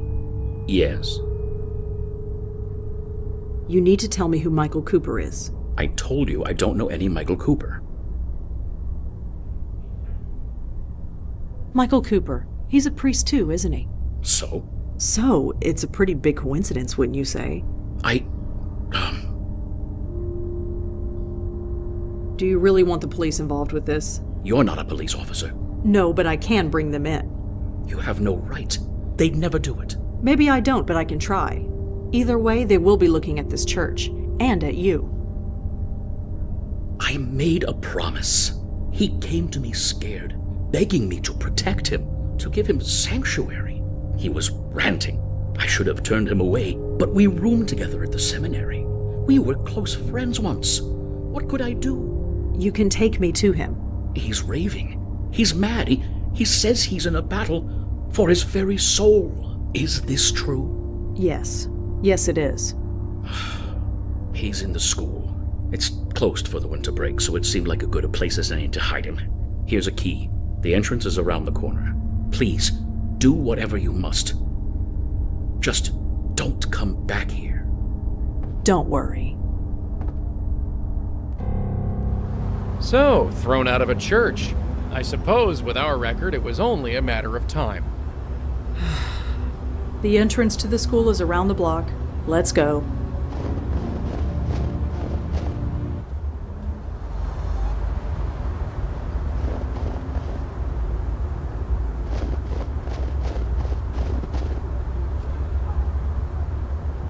The Lord is my shepherd, I shall not want. He makes me lie down in green pastures. He leads me beside the still waters. He restores my soul. He leads me in the paths of righteousness for his name's sake. And though I walk through the valley of the shadow of death, I will fear no evil, for thou art with me. Thy rod and thy staff, they comfort me. You prepare a table before me in the presence of mine enemies. You anoint my head with oil, my cup overflows. Surely goodness and mercy will follow me all the days of my life, and I will dwell in the house of the Lord forever. The Lord is my shepherd. Michael? Michael Cooper. You! Stay back, bestower. I've got a gun. Just a second. I said stay back! Whoa, calm down. I'm not here to hurt you. Oh yeah? Tell that to Leah and George and the others. Others? How many of you are there? You don't even know that. You don't know a thing, do you? This wasn't the plan. Plan? Yes, our brilliant plan. We get the bestower to escort our souls to the next world, protect us from this force that is after us. Instead, you let us be destroyed. You think I wanted this to happen? People dying, souls torn apart? You think I want this? Of course not. It's just, well, look at what we've been reduced to. I'm sorry. Whatever is going on, it's new. I've never seen anything like it before. I see. And what about him? Huh? Your friend. The man behind you. He hasn't said a word since you walked in here. Me? Do you mean me? Yes, you. Don't look so surprised. How else could I have known who you were? Now get out of here. You've been nothing but trouble ever since George went to look for you. Don't shoot. I'm leaving. Please, give them some time, my host. That voice. It can't be. I told you to stay in the other room. Yes, my host, I know. But I had to intervene. These two know me. If I may... Fine. Just make it quick. I'm losing concentration. Malone, Blackwell, what a pleasant surprise to see you both again. Yeah, surprise is the word. What the hell are you doing here? Is it not obvious? You freed me, Malone, brought me back into this world, and as befits all of our kind, I had a host waiting for me, and so I have returned to my former duties. Look, as much as I am touched by this reunion, I need to focus. Perhaps we should all converse outside. Fine, outside. Just leave me in peace. Thank you, my host.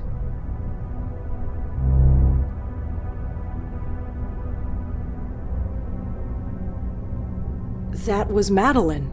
You know her? That saves time, I guess. Look, maintaining this circle leaves me a bit cranky. Sorry. If you can help, great. If not, well, I've made my peace with it. Just go talk to her. She's outside. I need to concentrate.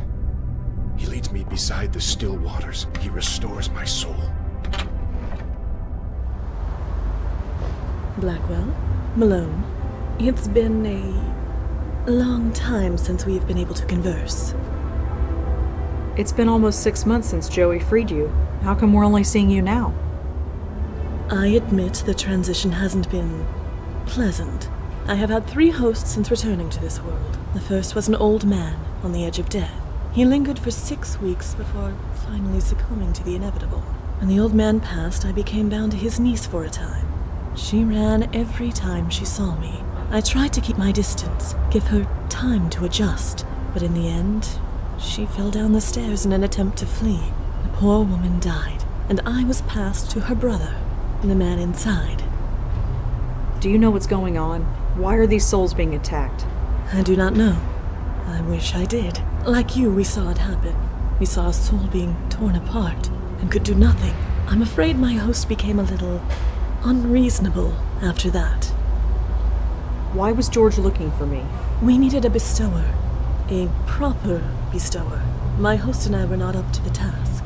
Eh? It might be due to my time in the void. It might be because my host's soul has been marked by whatever is out there. But in any case, our abilities are limited. We cannot even help lost souls move on as you do. We can see them and talk to them, but that is all. Hence why we needed you. Lucky us. So what can we do? We don't even know what's going on. Our theory was that you could help move these poor souls into the next world before they were destroyed. But it appears that it did not achieve the desired result. You could say that, yeah. You must investigate. My host and I are restricted, but you two are not. If anyone can help uncover why these poor spirits are being attacked and stop it, it is you. You should really call me Rosangela. Forgive me. When you are as old as I am, all the names blur together. So I tend to address those I speak to by their family name. It is just easier that way, and less painful. I'm afraid it is a habit that is difficult to break. So how'd you like being on the outside, as it were? I imagine it's better than being trapped wherever you were. I had thought, I had hoped, that I would pass on, that being brought back to the mortal world would force me to obey mortal laws. Instead, No, it is not to be. I have returned to my former duties, therefore I must have further work to do. But yes, it is nicer than being trapped in the void. Did I ever thank you, Malone? Not as such, no. Well, I must rectify that. Thank you. Yeah, sure. Anytime. Well, I suppose we'll talk to you soon. Of course.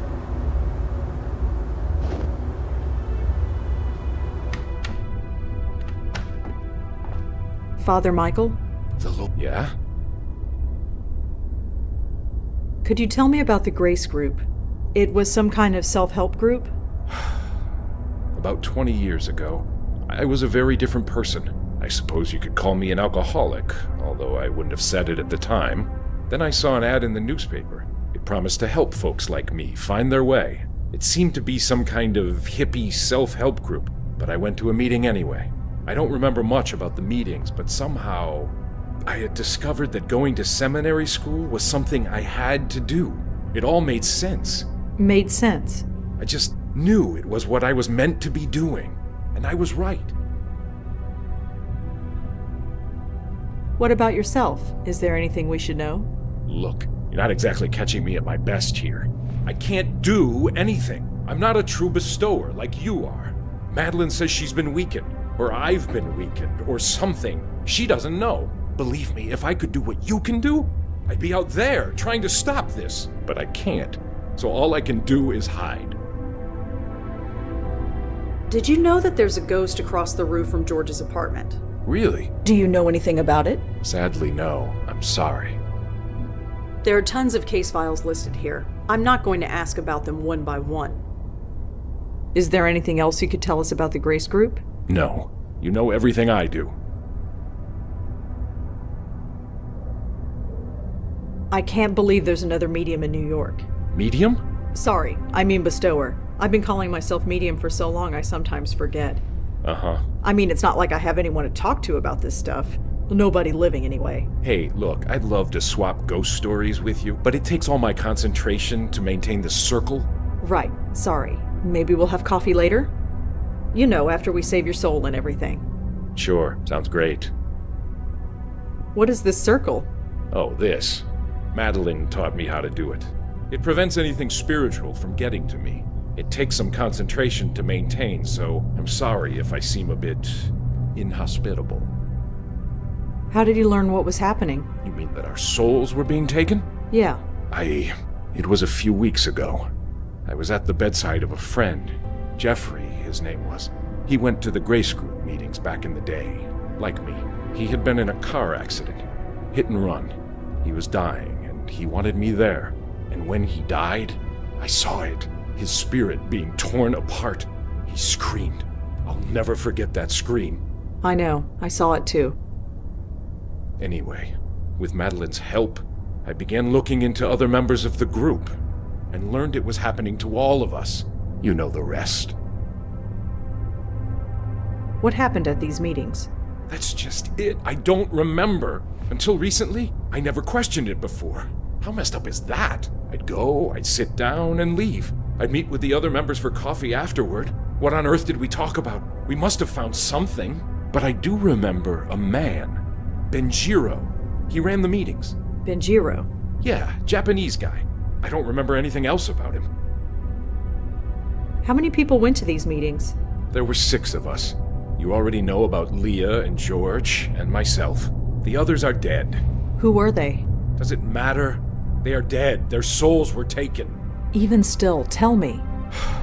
Jeffrey Dutta, Heather Goffstein, Peter Fielding. All right, Michael. We're going to go. Of course. Godspeed to the both of you. He makes me lie down in green pastures. He leads me beside the still waters. He restores my soul. He leads me in the paths of righteousness for his name's sake. And though I walk through the valley of the shadow of death, So Peter Fielding owned a gym in Murray Hill. No evil, for worth a thou visit, art I with me. suppose. Thy rod and thy staff, they comfort me. You prepare a table before me in the presence of mine enemies. You anoint my head with oil, my cup overflows.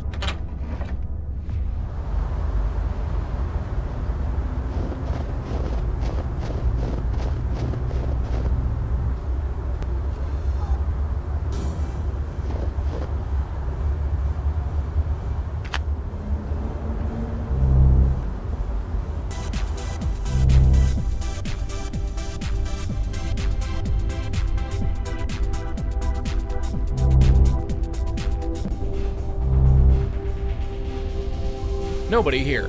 Hey, does it look right? Seriously, does it look right? Does what look right? The light bulb. I could swear it was blinking. It looks fine to me. Huh. I gotta do everything myself around here. Hey, friend, can we talk for a second? Are you sure there's nothing wrong with that light? I'm no expert, but it looks fine to me. Well, what can I do for you? Hey, is your name Peter Fielding by any chance? That's me. Why? No reason. You own this joint, right? Yes, I do. My dad built it. You could say it's a family business. Been running it around 20 years? Seems like yesterday. Well, I'll see you around. You got it. I'll be here. I just gotta see what's wrong with this damn light. So I found Peter. Peter? Peter Fielding? Yeah, he's safe and sound. Spiritually speaking, anyway. Huh. Michael was sure that Peter's ghost was taken. Just between you and me, Michael doesn't look to be sure about very much.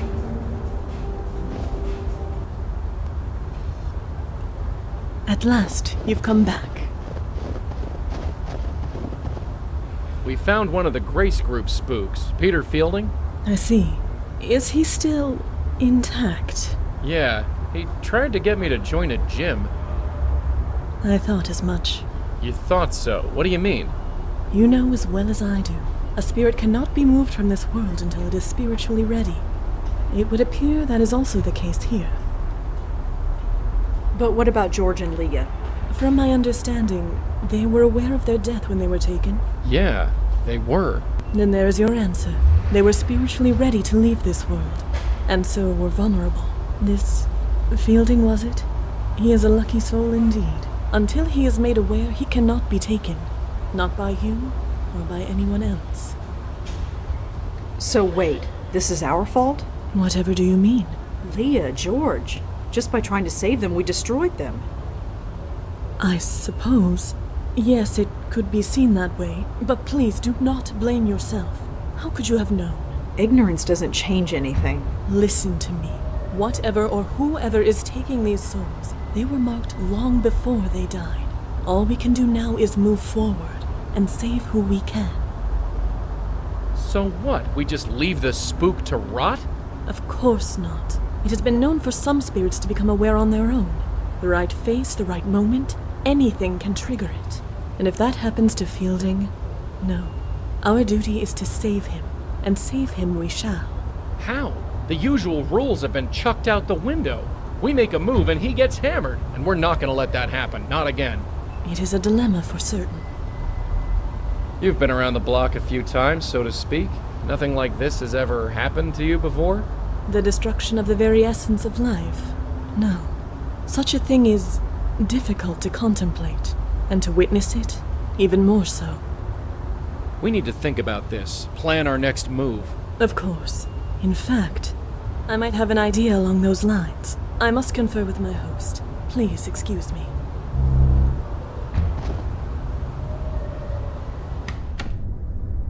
He's okay? Peter's really okay? He is still deceased, but in all other respects, yes. He is as well as can be. This changes everything. You have no idea. You two, thank you. Thank you from the bottom of my heart. I never even considered that Peter's soul could be saved. And maybe Heather, too. Yes, Heather. If she wasn't taken, then her soul must still be lost. And this is a good thing?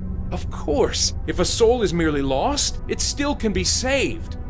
And maybe so can mine. So, what's your plan? We are approaching this from ignorance, and possibly from fear. Before I was trapped in the void, I was a spirit guide for a very long time. I can learn much from a spirit by looking at it, and talking to it. If Fielding's soul still exists, then it must be brought here. And Heather. Heather's soul must still be out there. And her as well, of course. Peter Fielding's spook is at the gym. It's not too far away. You can talk to him there. Are you kidding? I step out of this circle, who knows what could happen? If I die, there's a good chance I'll be an aware spirit, just like Leah and George, and then... Be at peace, my host. I would not ask you to do such a thing. Well, thank heaven for that. Besides, it is unnecessary. As you say, only spiritually aware souls are attacked. Since this Fielding is not spiritually aware, meeting him in his current state would be fruitless. We need to awaken him before I can determine anything about him. Won't awakening these ghosts destroy him? Aren't we trying to avoid that? Don't be absurd. We'll put them behind this circle. They will be safe there. And how are we supposed to do that? Spooks like me can't enter the thing. This might surprise you, Malone, but I did think of that. Come here. Take this. What's this thing? Call it a totem. It was made with some of my essence. The circle was created in much the same manner, so it will make a perfect focus. When you awaken a spirit, use the totem to send them directly here. They will remain safely behind the circle until we can determine the next course of action. So I'll be trapped in this circle with Peter and Heather's ghosts? I am afraid so, my host. Well, I suppose it can't be helped. And I guess it will be nice to see them again. Yes. Is there anything else you can tell me about Peter? Anything that can help us? No. Of all the people in our group, Peter was the one I spoke to the least. I think George once belonged to his gym, even took personal training sessions for a while. But George wasn't really the personal fitness type. I need to know everything you can tell me about Heather. Well, there was one thing. It was a confession of sorts, you see, and she trusted me. What was it? You don't understand. It was a confession. It might have been a long time ago, but it was still a sacred trust. I can't betray that trust. It goes against everything I believe in. Don't you think that under the circumstances, she would understand? I'm not sure God would. Does it really matter? What's the worst that could happen? You lose your soul? My God, when you put it like that. Heather was a prostitute. She wanted to confess, but didn't feel right entering a church. She might have been Jewish, judging by her name, but I think she just wanted to speak to someone who understood. Understood? Someone who had been to grace group meetings. Someone who had had a life-changing revelation, like I did. I don't know what her revelation was, but she wanted to purge herself of her old life. So she asked if I could come to her apartment and listen to her. So I did. Do you remember where she lived? I was a priest entering the house of a prostitute. It's not something you forget. She lived by Tompkins Square Park. Here's the address. I guess we should get going. Then I do believe our talk is concluded. I will return outside. Hey, Madeline? Yes, my host. It's all right. All right? Yeah, stay inside. It's cold out there. I don't feel the cold, my host. I know. Just stay, please, and thanks. It is my pleasure, my host.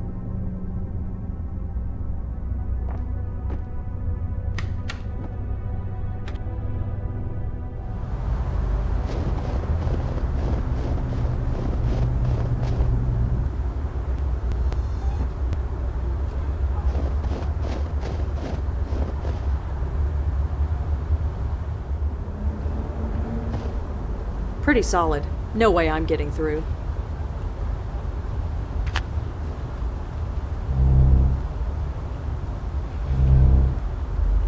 Hey, how'd you get in? Ah, hello, miss. Answer my question. How'd you get in? Oh, the gate was open. Is that all right? Sure, I guess. Just be sure to close it when you leave. I don't want to get in trouble.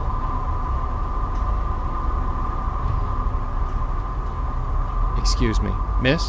Oh, hi. What's up? You sure you should be out here? Why shouldn't I be? It's perfect. It's so nice to finally have a night clear enough to enjoy this place. You live here? I do. Why? No reason, just making conversation. Is your name Heather Goffstein? Oh, I see. You came from Ray. Ray? Of course. You did come from Ray, right? Sure, Ray. Him and me go way back. No, I don't think you do. If you want a date, you'll need Ray's permission. A date? Isn't that why you're here? No, not at all. I just want to talk. Really? Really? Well, I suppose that's all right, but we should stay out here. If we don't go in the bedroom, then it's not a date. Well, Heather, I have to get going. Sure. I'd leave the gate open, but for some reason, I don't think that will be a problem for you.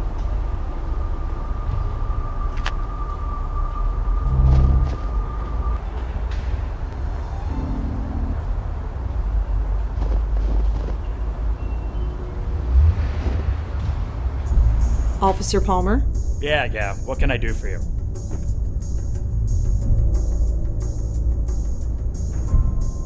Do you know anything about someone named Ray? I don't know who he is, but I think he's involved with prostitution. Prostitution?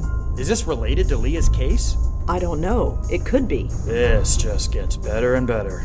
Anyway, Ray, let's take a look. Okay, the name Ray definitely comes up in the Vice Department database. There was a raid on a bar called Vantini a few years ago, and someone named Ray was taken in for questioning. No charges were made. Just Ray? No last name? No. Whoever Ray is, that's his full legal name. Anyway, here's the address of the bar if you need it. Thanks. Sure. Well, I'd better go. Thanks for the help. Sure.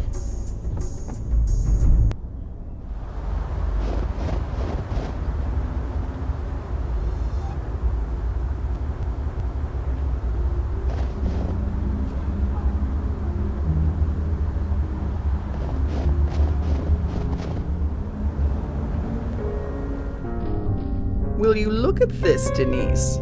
Someone brave enough to join us in this weather. Well, brave or stupid, anyway. Right.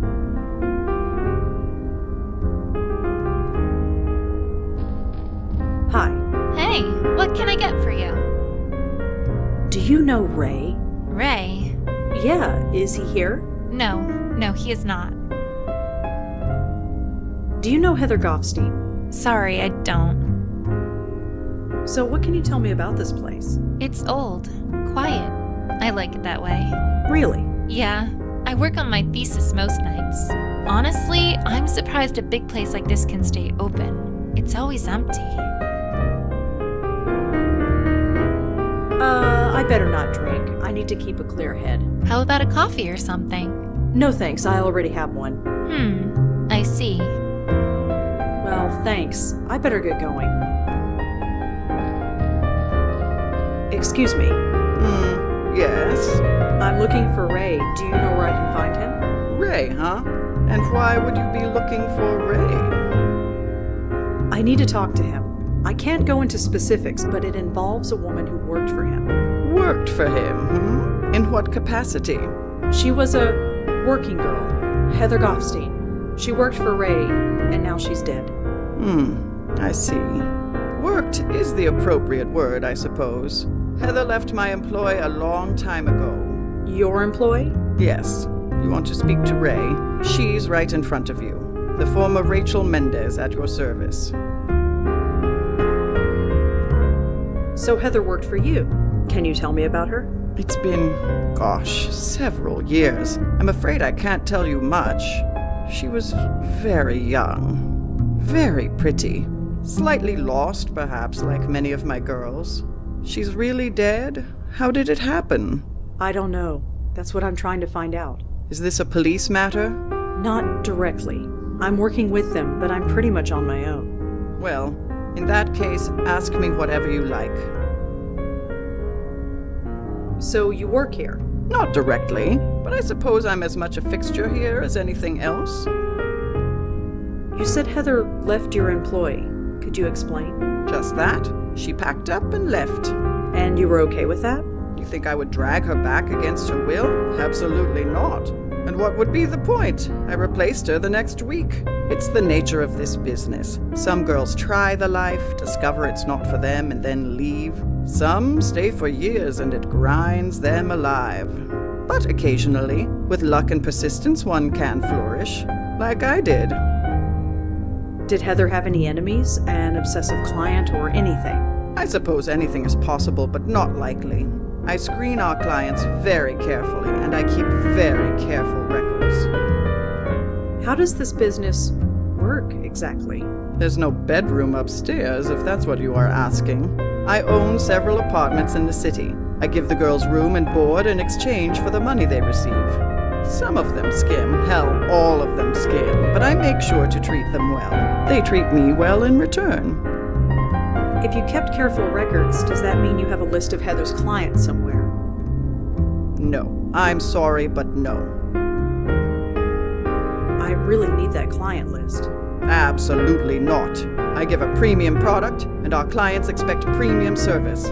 Privacy is part of that service. That client list stays in my office where it belongs. Don't you want to know what happened to Heather? That client list could help. You have no reason to suspect one of her clients had anything to do with it. You can't even tell me how she died. I won't betray my client's trust based on a flimsy guess. Well, I guess that's everything. Sorry I can't help you. For what it's worth, I liked Heather. I'm sad she's dead. I suppose a drink to her memory is in order. Care to join me? Thanks, but no. More for me then. Denise, 1 gimlet, please. You know how I like it.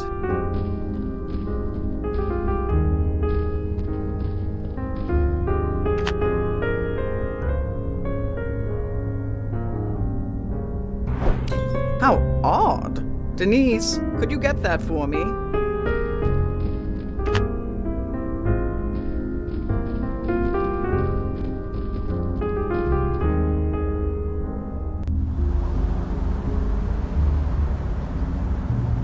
Damn it! It's locked from the inside.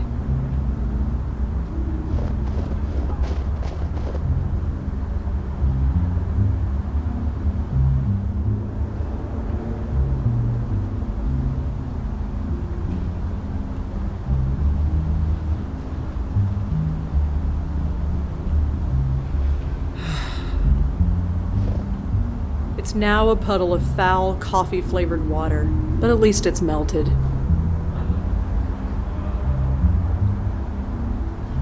I think I got it all, but I'm not carrying around this wet rag. Good thing there's a dumpster here.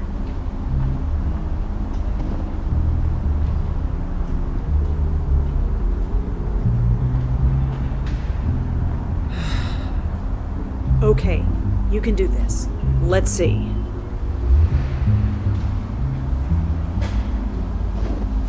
First try.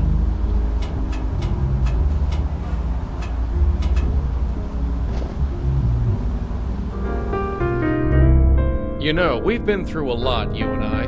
But sneaking into the secret office of a known flesh peddler, this tops the list. Okay, let's see here. Client list, client list. You're kidding me. What? It's a text file, clientlist.txt. And that's good? Good for us. All I need to do is transfer the file to this memory stick.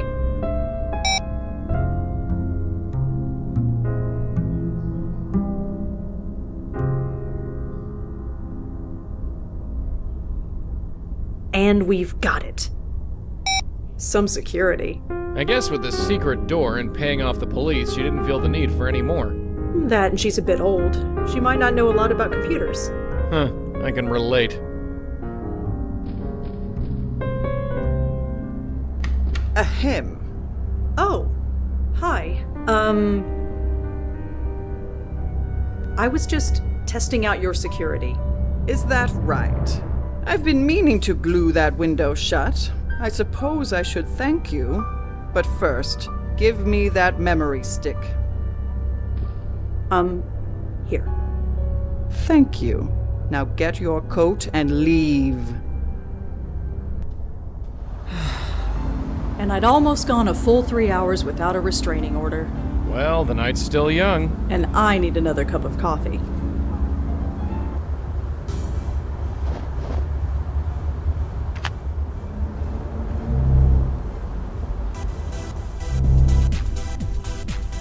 Looks like some kind of headshot photo. Probably someone famous who uses the gym.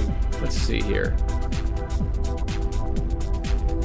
Tanya Corsi. Hey, wait a second. Is that... Yeah, that's the spook from George's roof.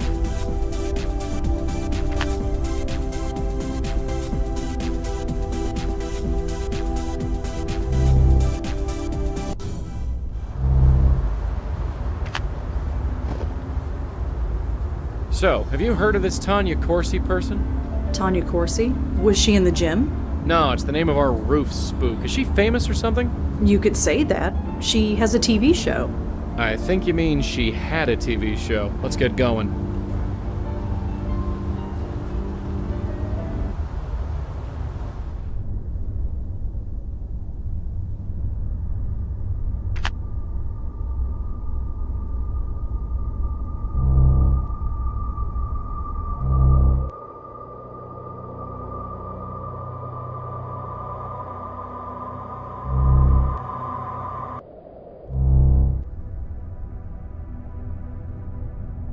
Hi there. Hello again, mister. What brings you by? You're Tanya Corsi, aren't you? I knew you'd get it. That's me, Tanya Corsi, host of the Good Morning Show on Channel 11. Now all the mystery is gone. Are you sure you don't know anything about this note? No, I don't know anything about any note. Please stop asking about it. Do you know anything about a self-help organization called the Grace Group? Grace Group? No, I haven't. Sorry. Do you know a Michael Cooper? I don't. Sorry. So, Tanya, tell me about yourself. You want to get to know the real Tanya Corsi. The Tanya that you don't read about in the tabloids and magazines? If you'll let me. I barely know you, Mr. Malone. Although if you swing by more often, you might learn a thing or two. You ever go to the Carth House? Dumpy place in Chelsea. Sorry, no. Does the name Benjiro ring any bells? Benjiro? Is that Japanese? I believe so. Sorry, I don't know anyone named Benjiro. So, I heard you go to Peter Fielding's gym. I do. Or rather, I did. After what happened to him, I just couldn't. You mean his... death? Yes. So senseless. Do you know a Heather Goffstein? No. No, I don't. Sorry. Come on, that note on the floor, it has Heather written on it. So, like I told you, it has no meaning to me. I don't know any Heather. Do you know anyone named Ray? Ray? Is that all you got? I think Ray might be involved in prostitution. Ring any bells? That's more of a late night news kind of story. I'm early morning. We're all about the rainbows and sunshine. You sure you don't know anything about the Ray I mentioned? Sorry, no. Well, Tanya, I have to get going, but I'll see you around. Ta.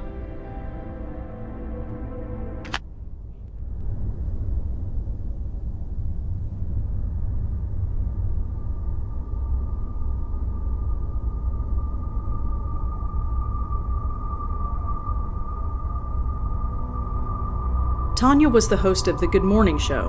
I remember hearing that they got a new host, but I didn't know this was the reason. Channel 11. I think their head office is in Penn Plaza. Can't hurt to ask around.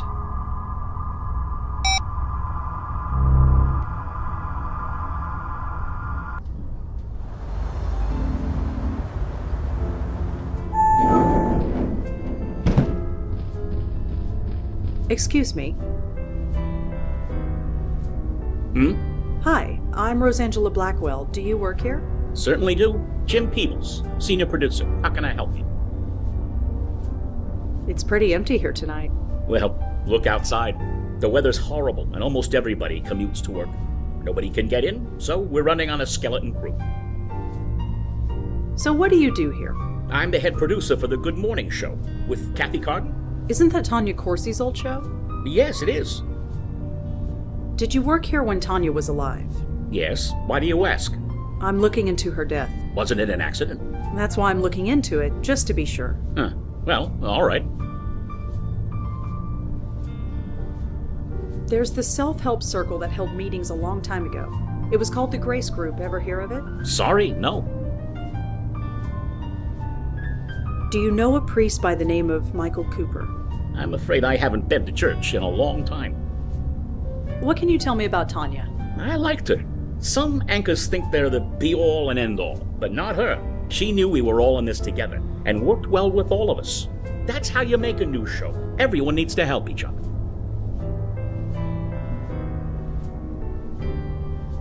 A note was found in Tanya's apartment. It was signed J. And? And your name begins with J. Did you write it? Seriously? You're in journalism. You know that any lead is worth following. Well, sorry, I didn't write any note to Tanya. Not that I remember.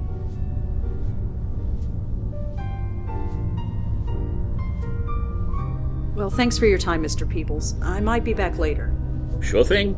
I'm not going anywhere.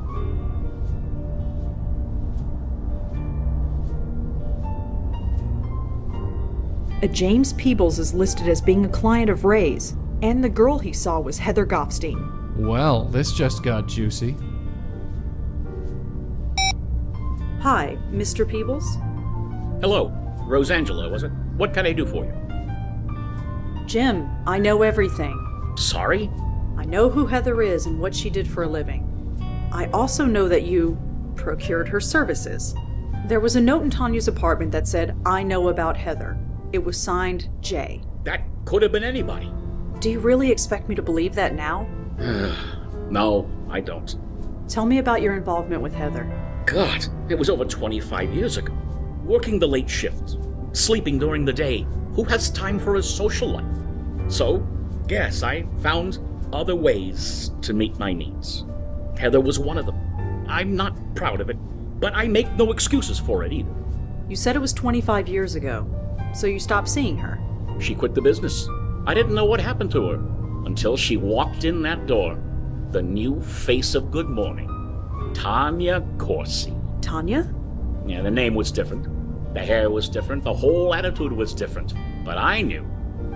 Wait a minute. Let me get this straight. Heather and Tanya are the same person? You didn't know? Isn't that what all this is about? She reinvented herself, changed her looks, got a gig as a weather girl, worked her way up to this newsroom, worked here for years, and never knew who I was until I told her. Until you blackmailed her, you mean? Look, 30 years I've been here, and I haven't moved from this damn desk. I saw an opportunity, and I took it. So, I wrote her that note. I threatened to expose her past. I didn't know what to expect, but I didn't expect her to go home and for that to happen. They said she fell in the shower because she was drunk, but she was only drunk because of me. So what now? Nothing. It wasn't your fault. Tanya was smart. She knew that if you exposed her, you'd only expose yourself. You wouldn't have gone through with it. Yeah, I had the feeling she'd call my bluff, but I was desperate. When she died that night, it was for other reasons. Other reasons? Reasons that I can't get into. I'm not sure I believe you, but thanks.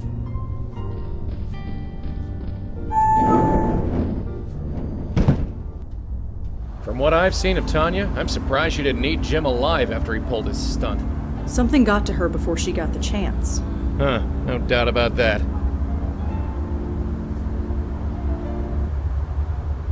So what exactly happened?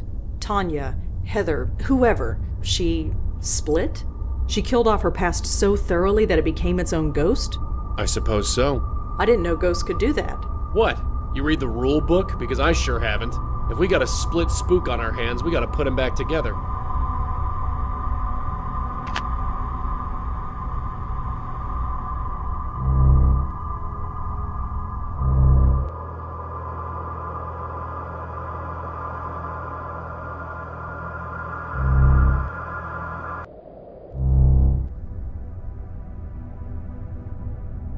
Hi there. Hello again, mister. What brings you by? Listen, Tanya, I know who you are. We've already covered this, haven't we? No, I mean who you really are. You're Heather Goffstein. Or at least you were. I told you, I don't know any Heather. Tanya. I don't know any Heather because Heather is gone. Heather is dead. She doesn't exist anymore. She can't. I'm sorry, Tanya, but she does. What do you want? Money? A promotion, like Jim? No, I just want you to come with me. There's someone you need to meet. I don't have a choice, do I? Fine, lead on. But take me anywhere funny, and you'll be looking at a broken nose. I wouldn't dream of it. Why are we going out there? Just trust me. Trust you? That's rich.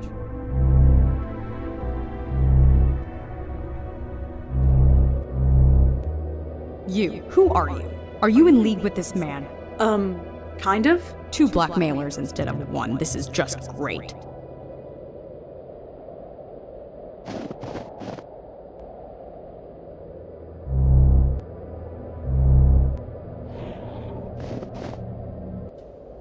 Where the hell are you taking me? Just follow us, okay? Can I at least call my car service? I don't think that's possible. What do you mean? She means that they'd never come in this weather. It's better to walk. Come on. Where are we going? It's just up this way. Wait. I know this building. I used to live here, back when I was... Why did you bring me here? Whatever you brought me here for, get on with it. Tanya, there's someone you need to meet. There's nobody here I want to see, I assure you. Even still, I just need you to follow me. Then we can forget about this whole thing. Fine. Hey, Heather? Hey, who's your friend? What is this? Who are you? Answer me. Heather Goffstein? Who are you? No. No. This is insane. I'm going insane. Sorry? You shouldn't be here. You shouldn't exist. What's your problem? My problem? My problem is that I hate you. Hate me? You don't even know me. I destroyed you. I got rid of your name. I got rid of your hair. I would have gotten rid of your face if I could have afforded it. You can't get rid of me that easily. No kidding! For 20 years I was free of you, and now you come breezing back. Breezing back? From where? First Jim wanted a promotion, and now this idiot here wants... I don't know what! Hey, leave me out of this. Not a chance, mister. Huh? You be quiet. Hey!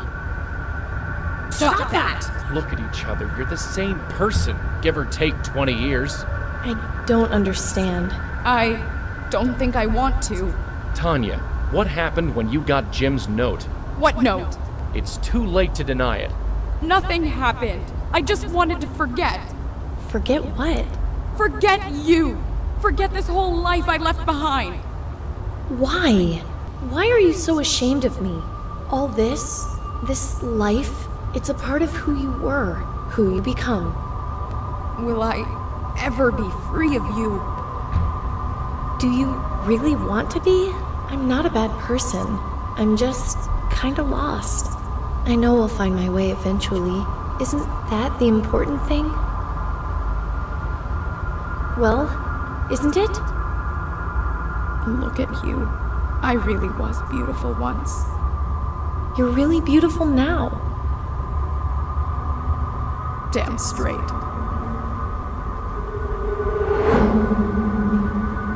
Wow. You okay? Okay. I haven't felt this good in years. It's like an espresso and a colonic all at once. Speaking of which, you can take your blackmail threat and shove it. And I'm gonna tell Jim the same thing. Maybe it'll end my career, or maybe it'll give me a book deal.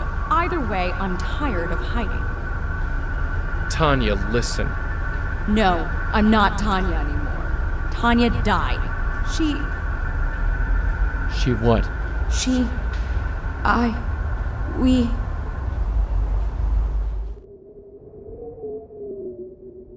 took 3 Valium with a vodka chaser. That's all I remember. You're not really a blackmailer, are you? No, I'm not. I'm dead? I'm sorry. If I'm dead, why do I feel sick to my stomach? Listen, there's no time to explain, just grab a hold of this. What? Just do it. That was interesting. Did it work? Only one way to find out. Hey, look who's here. Heather's safe and sound. Safe. You were always an optimist, Michael. Sorry, I know this is not exactly the reunion we expected after all this time. But you have no idea. I thought you were... Well, I explained that already. So, Madeline, you got your spook. What have you learned? It is interesting. This spirit is experiencing what would be considered nausea in a living person. This spirit? I do have a name. Apologies. She is being pulled. There is the signature of another spirit at work. A signature? Yes, I can see it. It is faint, but I can see it. Only the power of this circle is stopping it from gaining a foothold. Unfortunately, it is too faint for me to see anything useful, and we dare not lower the circle. I need to examine another soul, one that is marked like this one. And by another soul, you mean Peter, don't you? Peter? Peter Fielding? Yes, his soul is still out there. I see.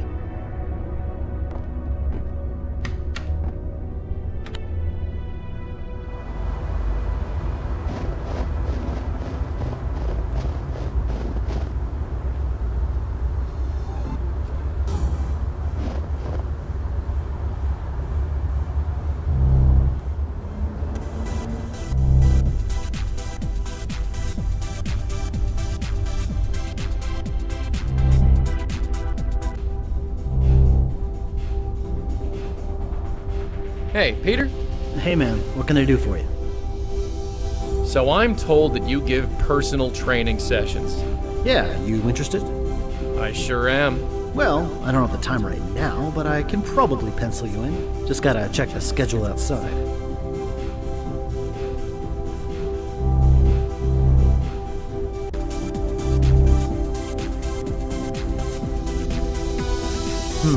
How about next Tuesday, say 11 a.m.?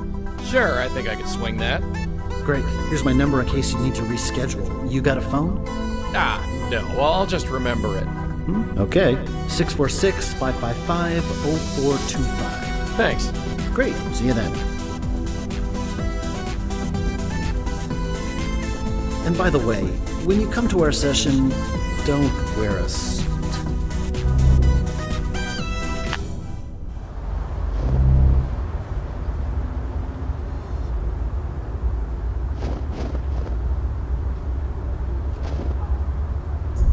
Officer Palmer? Yeah. What can I do for you?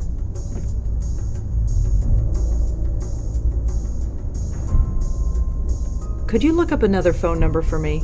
I suppose I can, within reason. I'm trying to track down someone who Leah knew. The number is 646-555-0425. All right, give me a second. That phone is registered to a unit in Murray Hill. Here's the address. Well, I'd better go. Thanks for the help. Sure.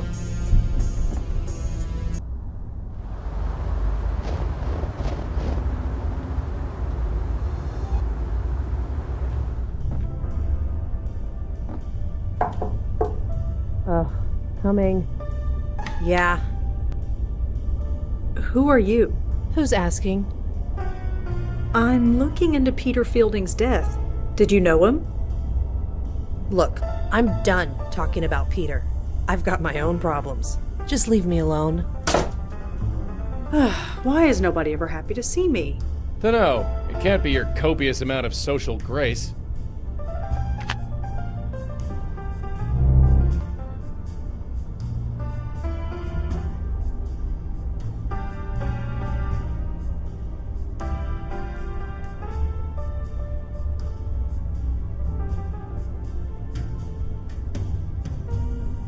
I'm not just gonna blow on everything I see.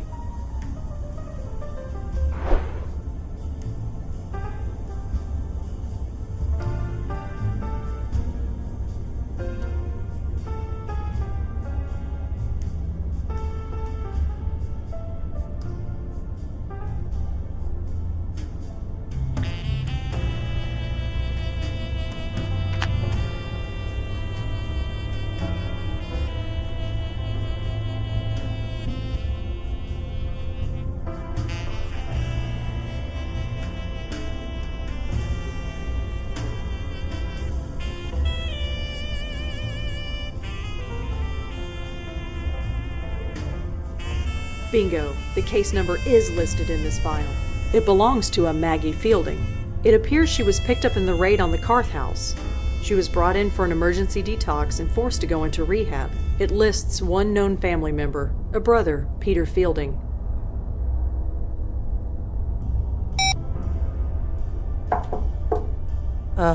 Coming. You again? What is it this time? I'm working with the police. And I need to ask you a few things. I've already told the cops everything. I wasn't there. Just leave me alone.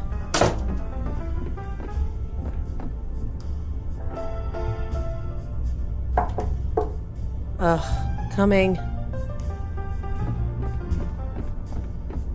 You again? What is it this time? I'm a friend of Peter's. So? So I was hoping we could talk about him? Funny. I was hoping to be left alone tonight. Guess who wins?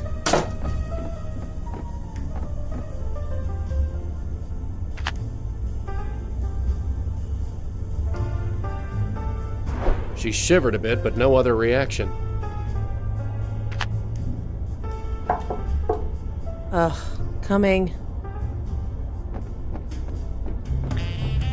You again? What is it this time? We really need to talk. It's very important. Well, I really need to get to watching this movie. We all have stuff to do.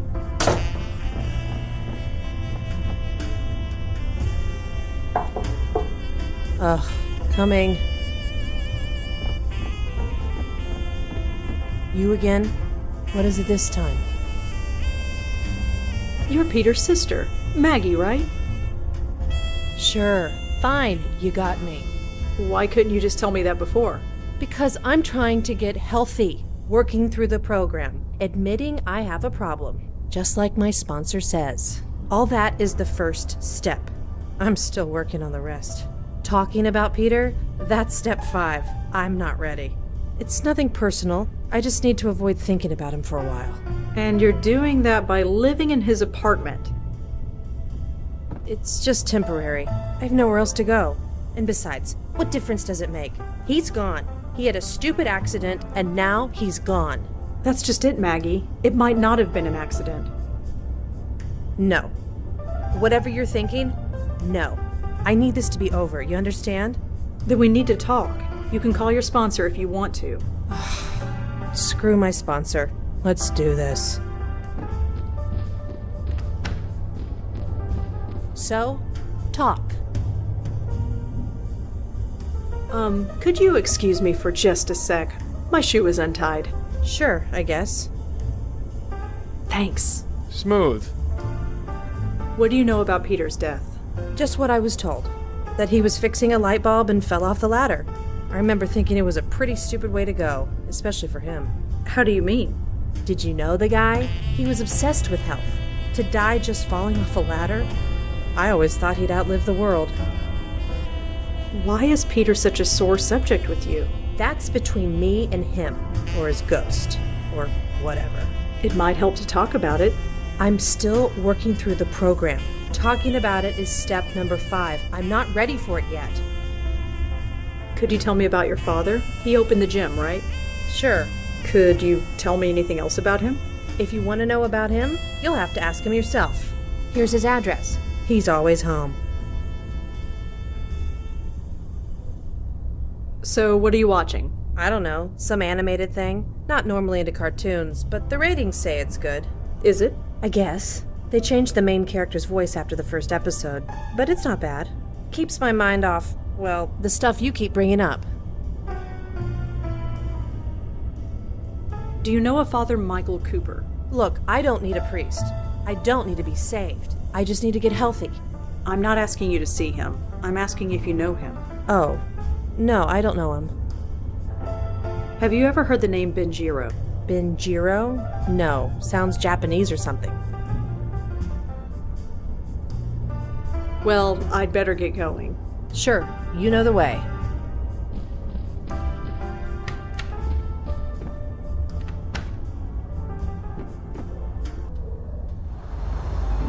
Wait. This is Greenwood Cemetery.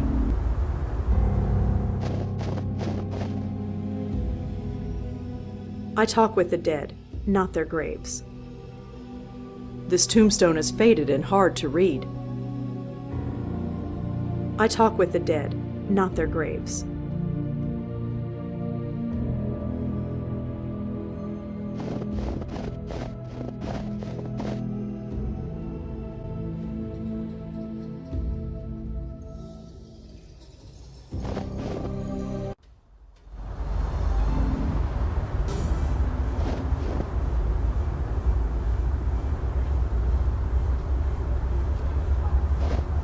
It seems to open with a key card.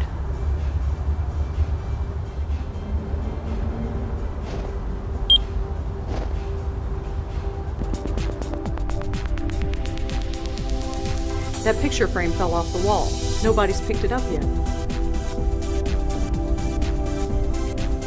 There we go. Nobody can say I don't do anything nice.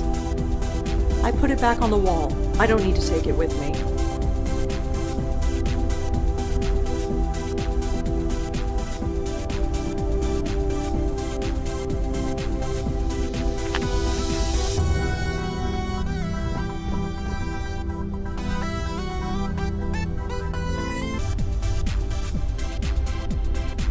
The month is written at the top in dry erase marker.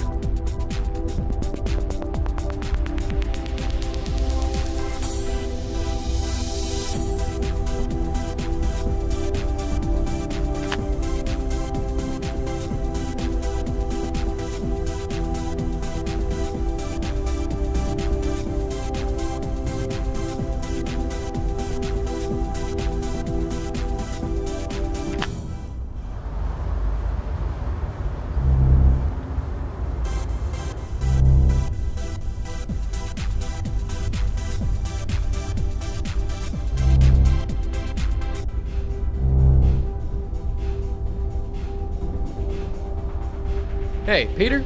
Hey man, what can I do for you? Say, can we reschedule that training session we set up? Sure, we can do that. Let's go check the calendar outside.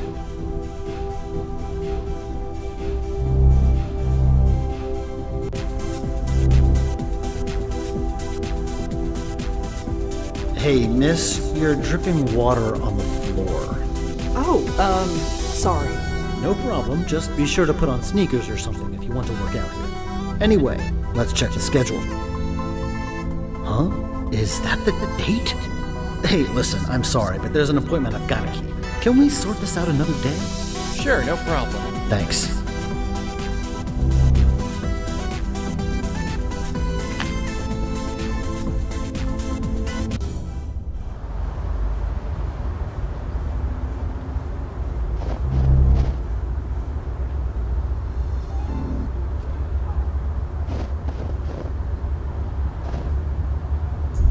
Officer Palmer? Yeah, what can I do for you?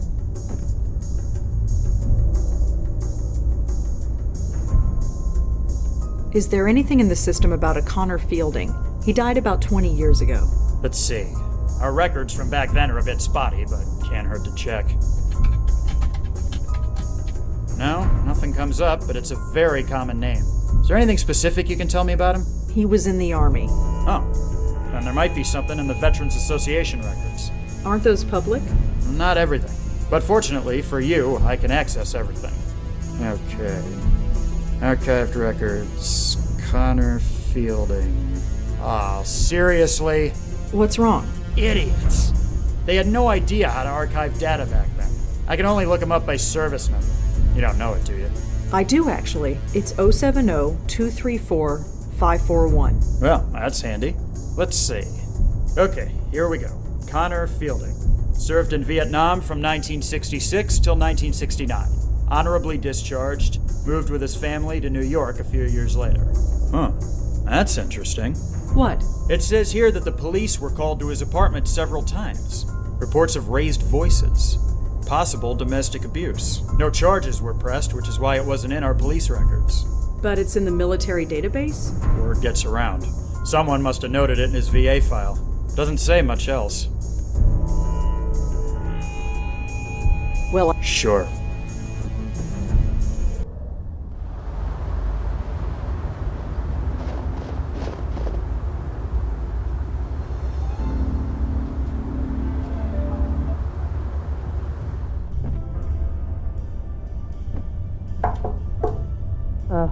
Coming. Oh, sure, come on in.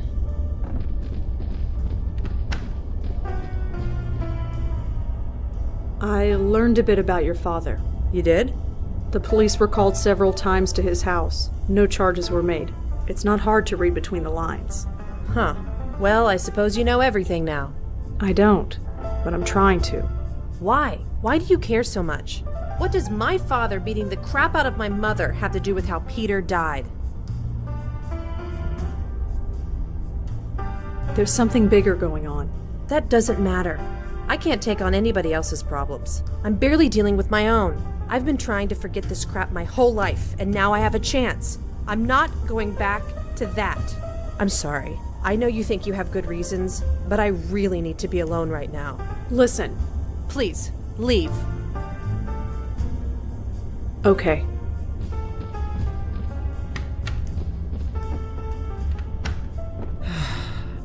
You have such a way with people. Are you still here? Just leaving. Where are you going? To visit my precious father. Not that it's any of your business. My neighbors are kind of twitchy. You'd better get out of here before someone calls the cops.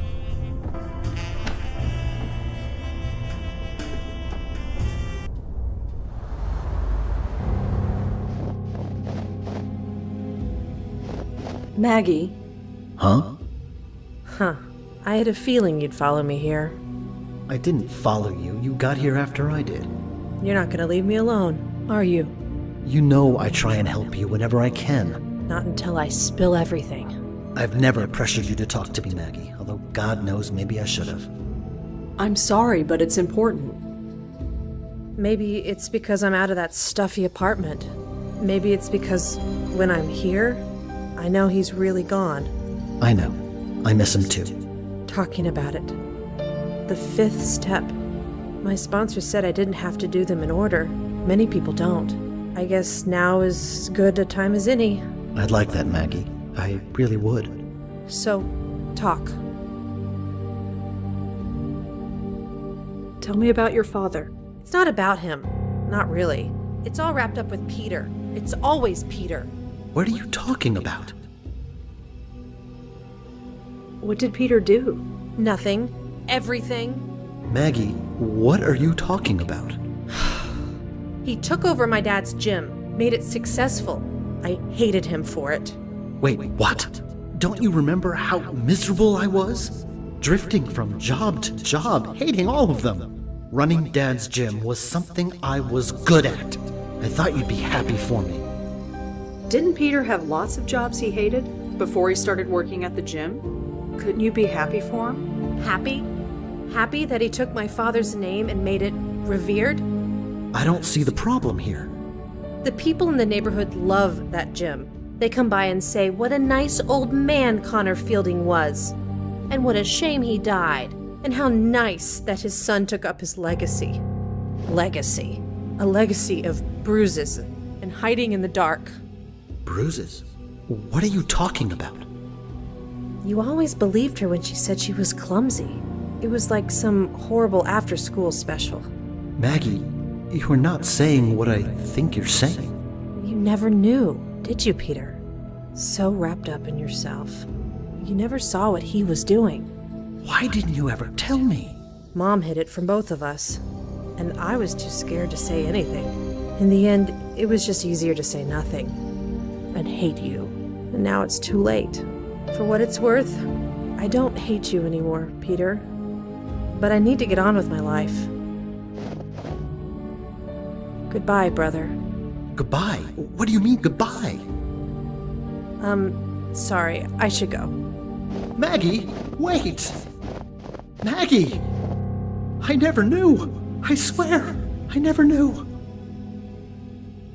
I just don't understand. Huh?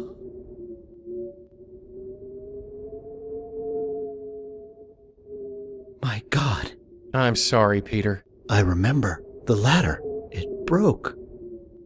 Oh, man. I don't feel so good. Right. We don't have a lot of time. Peter, I need you to grab a hold of this. What the heck is that thing? No time. Just grab. Well, that was close. Did it work? Let's get back and find out. This whole story is incredible. It's all true, Peter. Can't you feel it? Like something is trying to pull you away. I thought it was just indigestion, but I've never had indigestion in my life. Figures I'd get it when I'm dead. Madeline, have you had time to examine them? I think yes. Madeline? Yes, apologies. I believe I have all the information I need. Huh? Madeline? Ugh, I really don't feel so good. This can't be right. Michael? What's going on? Madeline! Apologies, my host.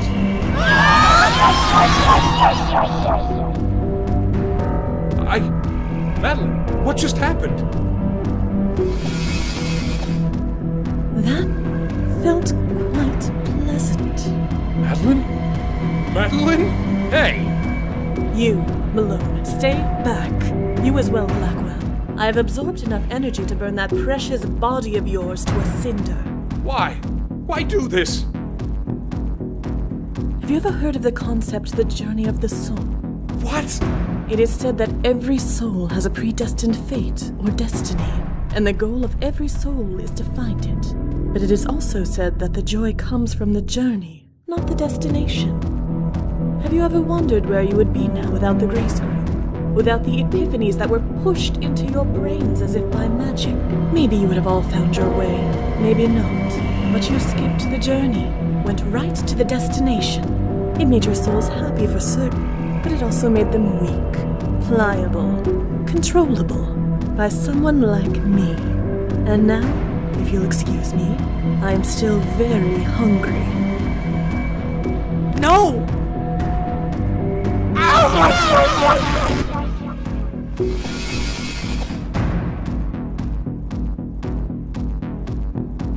What the hell are you doing this for? I pulled you out of the dark. You were free. Why mess that up? Free. You of all souls tell me that I'm free. I am dead. For centuries I have been dead. I was a good spirit guide. I did my duty. And yet did I ever move on? Did I receive any reward? No. I was passed on from host to host, saving spirit after spirit. It became tiresome. Then my last host banished me. I remained there, in the void, alone, forgotten by the universe, until you brought me out. Yeah, well, we all make mistakes. But I was still not free. To fully free myself, I needed power, energy. These souls, these poor, misguided souls, were the nearest source I could find. You. This whole time it was you? Indirectly. I knew these souls existed, I just needed to collect them. I could not collect my host until last, because my existence here was tied to him. As for Fielding and Goffstein, they were sleeping spirits. They needed to be awakened, something only you could do. So, thank you for that. Collect? What do you mean by that? Perhaps that word is not sufficient. Possibly consume, ingest, absorb. I took their energy as part of my own. You need to fix this. Fix this? Yes, you can still make this right. Just undo it, please. Bring them back. I'll bring them through the light and we'll just pretend this never happened. I am sorry. I have not come this far only to turn back now. And what do you need energy for? What on earth could be worth all this? Allow me to demonstrate. Hey! What the hell are you doing? Ah!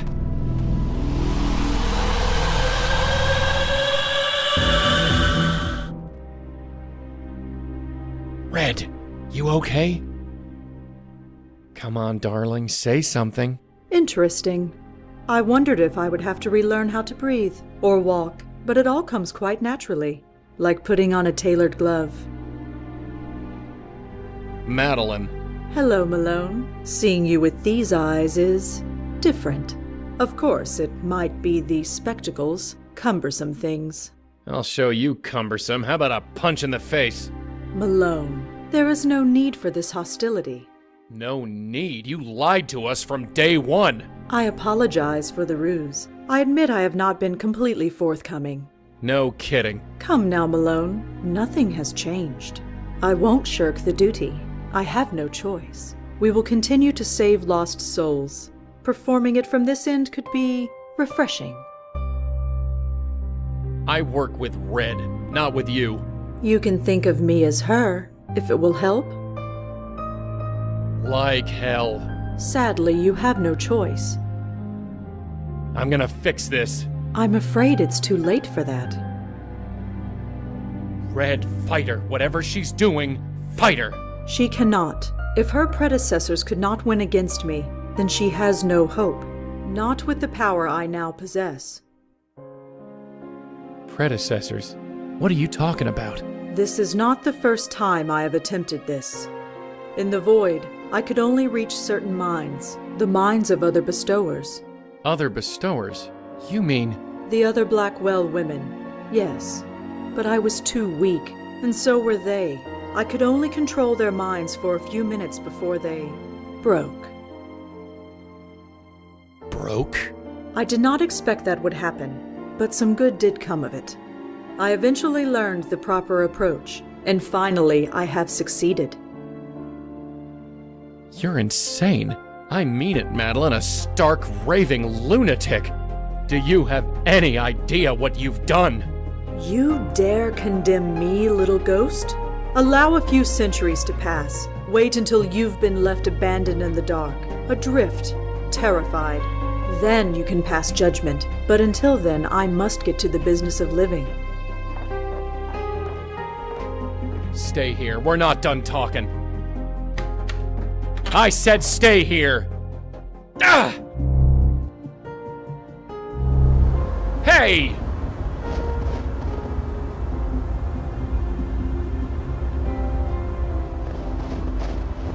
Now cut that out. Do try and keep up.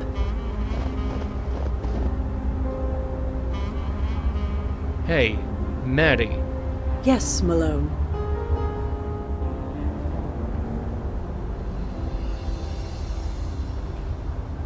Now what? I will simply live.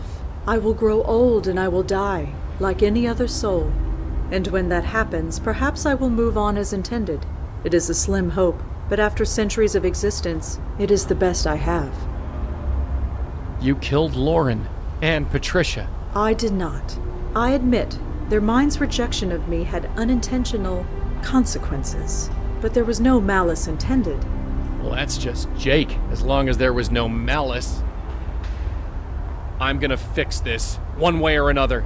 You honestly believe that? This might seem strange to you, but yeah. I've always known I was here for a reason, and maybe this is it. To fix what spooks like you screw up. That is amusing. Amusing? Yes. You honestly don't know. No. No, of course you don't. Of course I don't know what. You think you are so special? You think you were, what, chosen? You were nothing important, Malone. You were merely the last. The last what? The last spirit we saved, before I was banished. I could not continue the duty, so it was passed on to you. What the hell do you mean I was the last spirit you saved? Honestly, did you think you were different from any other lost soul? The confusion, the fear they all felt, that you felt. It is no wonder you have forgotten. Doesn't matter. That was then. This is now. And right now, I plan on fixing this. Why are you pacing around? No reason. I am just enjoying the sensation. It has been a long time since I have felt snow on my face. That's not your face. True, I suppose, but no matter. I'm still enjoying it. You can't go any further, can you? Whatever do you mean? You're stuck. You're tied to Michael. Trying to escape it is like hitting a brick wall. It is a temporary setback, nothing more. What are you gonna do, lug Michael's body around in a wheelbarrow? I'd like to see that. Don't be absurd. You know as well as I do. I am bound to his corporeal form for a few days. After that, I will be free.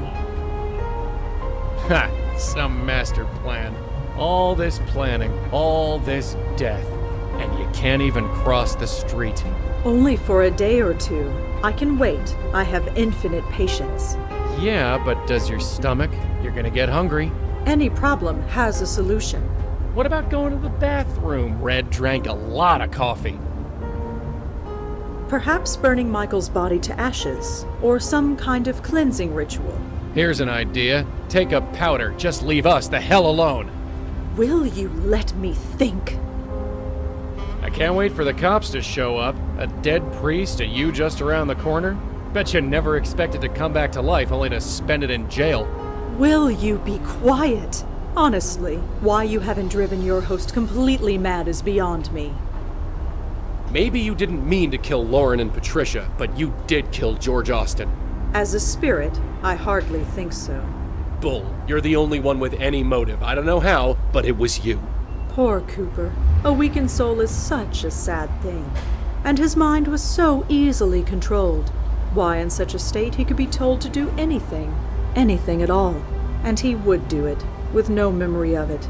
Well, perhaps some residual guilt remained. He has gotten quite agitated since it happened. Fortunately, that is no longer relevant.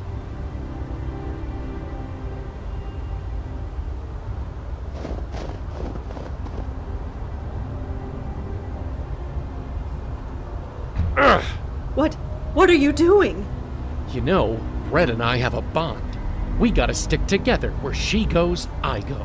You might be wearing Red's body, but you ain't her. There's a line in the snow, and you can't cross it. But Rosa Blackwell, she can cross it just fine. You're hurting me. Good. You idiot! Do you have any idea what you just did? I just evicted you, sister. No, I will not be trapped in that limbo again. Tough. You made this mess, now clean it up. Very well. Just remember, you brought this on yourself. Red, talk to me. Joey? You okay? Careful. I feel... You! Great, like a bad penny. Dispatch reported a woman ranting to herself in front of a church. I had a feeling it would be you. Care to explain the dead body around the corner? Corey? That's Officer Palmer. Now, explain. No. Miss Blackwell, I've been patient and cooperative so far. No. Stay where you are! What are you doing? Was it like this for them? For who? Red? I think it's happening. Huh? Auntie, my grandmother, it's happening. No, it's too much. Red, stop that. Come on, you're gonna hurt yourself. Jesus, cut it out. Not again, not you, not now. Help, somebody. Anybody. I did warn you.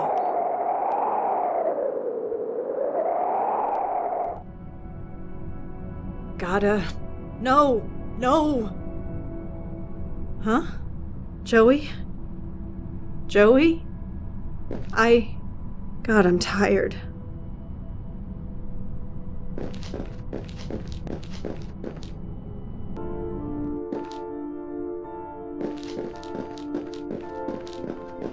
Hello? Auntie? Is that you? Oh, hey. I saved you a seat. Where are we? You asked too many questions. You always did. Sit down, kiddo. We've got nothing but time. Cigarette? No thanks.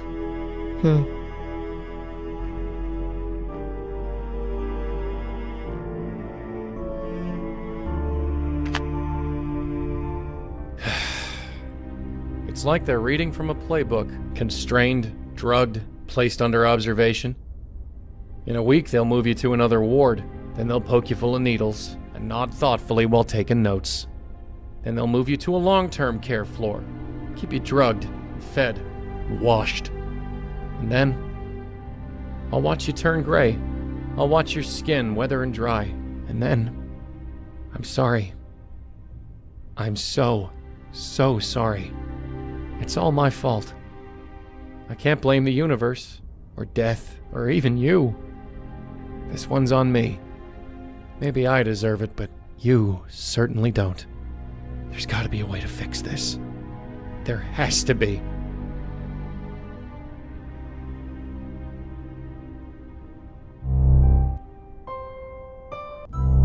This place hasn't changed all that much since the last time I was here. Home sweet home.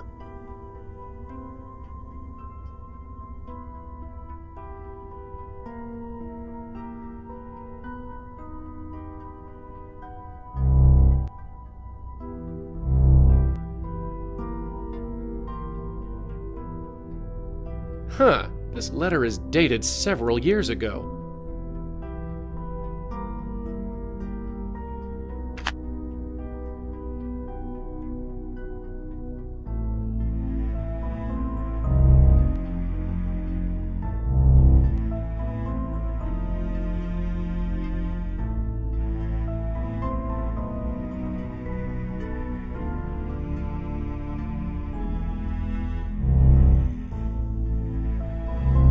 Empty, for now anyway. Eh? Hello? Hey. Yes. Hey, I did some research, kinda. You're Benjiro, aren't you? Benjiro? Yeah, Benjiro Hattori? You were the last guy to occupy this room, so I'm guessing you're him. What do you know of me? You ran those Grace Group meetings. Yes. That was so long ago. How long has it been? 25 years. 25 years? Have I really spent 2 decades of my life in this place? More than that, Benjiro. More than that? You died here. You're haunting the padded room where they locked you up. Yes, I thought as much. You thought as much? You're saying you know you're dead? I suspected, but I couldn't be sure. You suspected? What gave you your first clue? Folks stop returning your calls? No need to be flippant. My people spend so much time avoiding death that we refuse to believe it when it happens. Your people? Yes, I'm part of a society. Some would call us vampires, but not the kind from stories. We extend our own lives by consuming the positive energy from willing subjects. They die, but we live. Get to the point, Benji. Very well.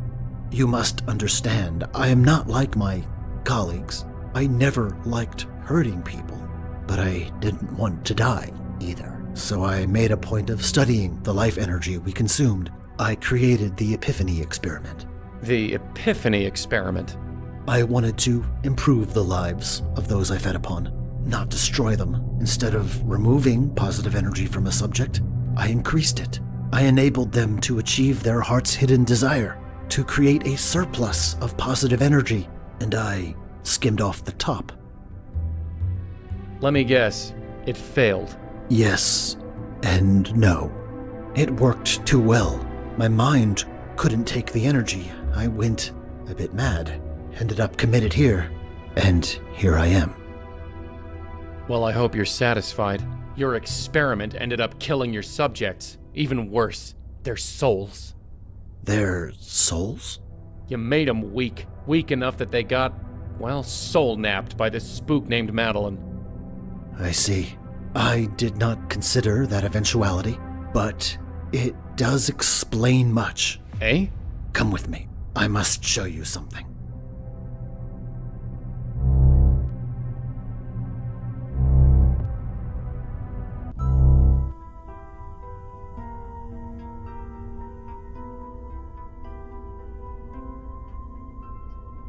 That vortex, I witnessed its formation. I did not believe what I was seeing. Why? What is it? Energy is siphoning through the void at an alarming rate. Something is calling it, drawing it like a beacon. Something with enormous power. Something, huh? And what is this something? I cannot say, but don't you recognize the location? That vortex is over Grace Church. Madeline. Yes, if she has harnessed as much energy as you say, that is the only answer. But why would she do such a thing? What she is doing will destroy her soul, rip it into shreds.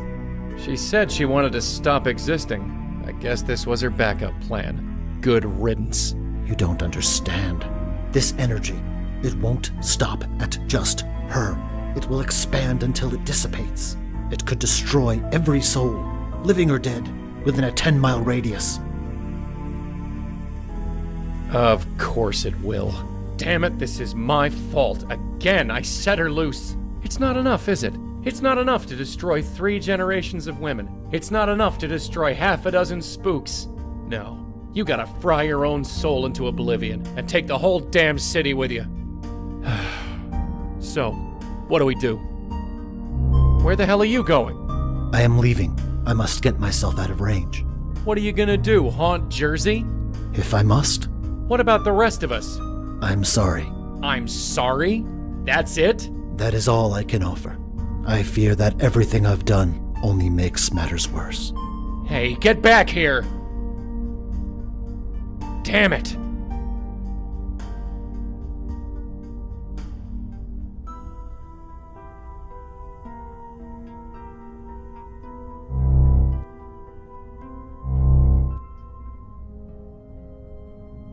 Red, it's me. Are you even in there? Are you somewhere else? You're still breathing. You're still alive. I figure somehow, maybe you can hear me. Maybe I'm wrong, but talking is all I'm good for these days, so what else can I do? You gotta wake up. Things are bad out there. Really, really bad. So bad that I'm not sure we can stop it. But we gotta try. We're the only ones who can. You understand? It's gotta be the both of us. Because let's face it, I'm nothing. Just a gust of wind. I don't know what to do. Just get up. Get up, and we'll fix this. Somehow, I promise. Please? Please? Did you hear that? No.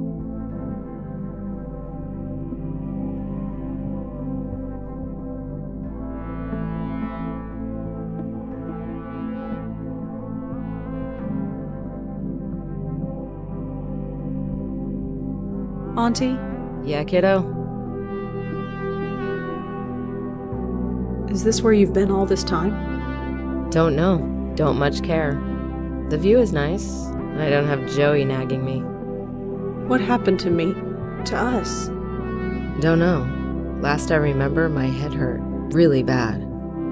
I tried to make it stop, but it just got worse. I might have thrown something? You did. I was there. Did I scream? Yes. I didn't hurt you, did I? I hid in the closet. Ah, good. Smart. Yeah. We were possessed by this spirit called Madeline. She didn't succeed, but we ended up here. Somehow. Oh. That's all you can say? Oh? Does it really matter anymore? I guess not. You look so young. Well, I take care of myself. No, that's not what I mean. When I last saw you, you were over 50, at least. So I kept on living, huh? You were alive, if that's what you mean. Hospital bed. Like Mom. Yeah. Well, I guess it was my turn. And now, I guess it's yours. I've missed you. Oh yeah? Yeah. Thanks. Why didn't you tell me? Tell you what? About Joey? About my family? All of it? You were 5 years old. You could barely understand how to tie your shoes. And I thought we had more time. But hey, you're here now, and we've got all the time in the world. Auntie, you don't seem yourself. You don't know me at all, kiddo. In this place, I feel more like myself than anywhere I've ever been. Auntie, is my grandmother here? She was, but she faded away. I guess it will happen to me soon, and you. But in the meantime, let's enjoy the view. Huh. Sure is a nice view, isn't it? Yeah, let's just enjoy it for a while.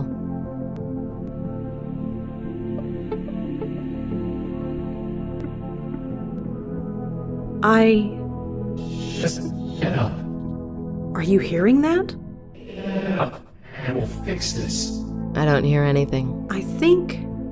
Somehow, I promise. I really think... Please? You okay? I'm fine. I'm gonna look around. Sure, kiddo. I'm not going anywhere.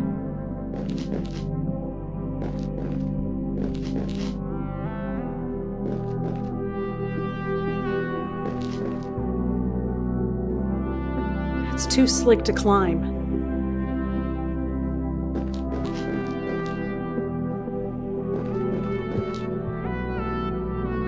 Auntie? Yeah, kiddo? Auntie, there's this ledge. I can't reach it. I could really use your help getting up there. What's the point? There might be a way out. Something to get us out of here. Why would I want to do that? I think Joey needs our help.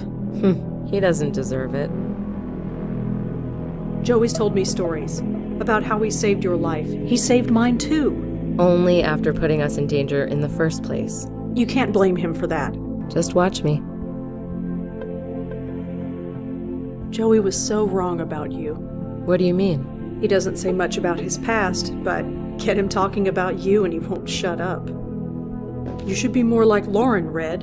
Your aunt wouldn't take that from nobody.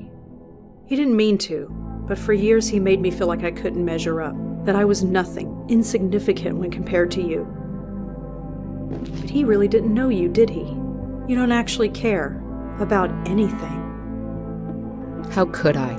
Joey's voice in my ear, always pushing me, following me around like a lost puppy, and all those ghosts, night after night after night. I just got numb. Then my brother died. I decided I could do something good for once. Something real, something tangible. That something was raising you. So don't you dare throw that in my face. I'm sorry, Auntie, but I can't believe that. If you really cared, you'd fight. You'd help me. You never were this stubborn as a 5-year-old. I grew up.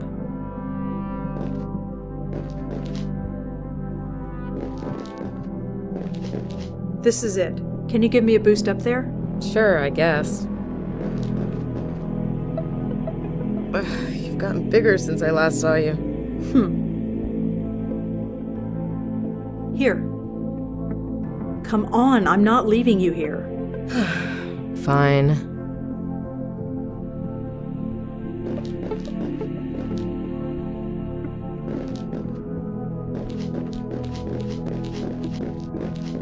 Auntie, are you okay? Nothing, it's just... Auntie! What? We need to keep moving. It hurts. Don't you feel it? Yes, but I can't stay here, and neither can you.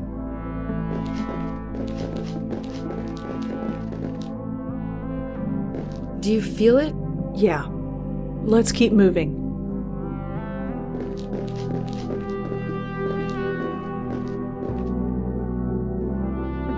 That light, it's so beautiful. After I'd send a ghost off, I'd just sit there and stare, try to make sense out of it, wonder what was on the other side. I suppose now I can. I'm dead out there, aren't I? Back in New York. Yes. I'm sorry. I should have realized. I've had this conversation so many times. I remember now how it happened. Someone trying to take over my mind. It cracked my head open, let the universe pour through. It hurt. I know. It happened to me. A part of me escaped, hid out there in the void, anything to get away. You brought me back.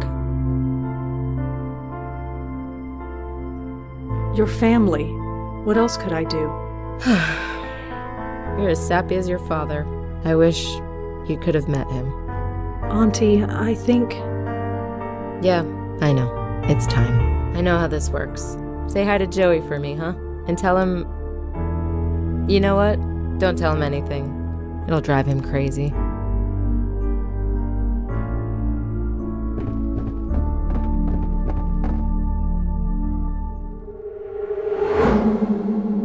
Ow! Holy Jesus! Red? Is that you? Joey? Oh my God, my head. You're back? You're really back? I think so. Where am I? And what am I wearing? Short version, you're in the loony bin. You wouldn't believe what's going on out there. Madeline is pulling energy through the void. This will create a spiritual explosion that will destroy all souls within range. Yeah? How'd you know that? I think it's the universe pouring into my head. What now? It is how both Lauren and Patricia met their end. Their minds could not take the pressure. Their souls hid in the void until they died. I found my way back. Ow! You're not gonna relapse, are you? No, it's bad, but not as bad as before. I can control it. Kind of. Well, we'll deal with that later. Can you get out of that jacket? No. Okay, first things first, let's get you out of here. And Red? Yeah? Don't you dare scare me like that again.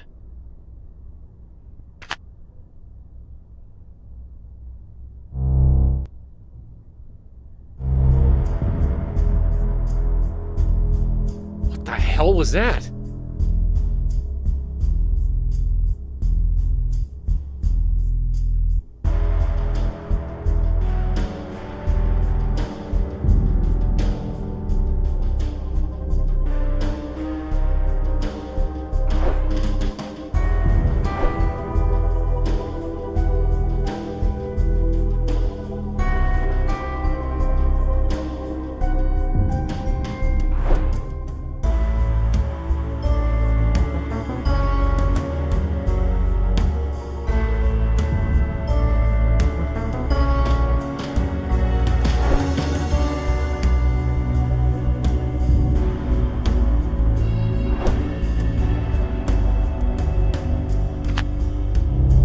What the hell is going on? This whole building is shaking. It's starting. The effects of the void energy are taking root. The entire city has fallen unconscious. We are the only ones awake. We're the only ones? Why? We have both been to the void. We are immune to most of its effects. But we will not survive if and when the energy reaches critical mass. Ow! Damn it!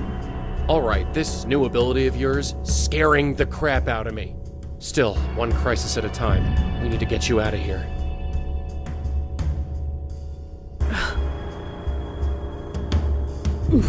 Almost moved that time. Come on, you can do this. Okay, I'm mobile. Kind of.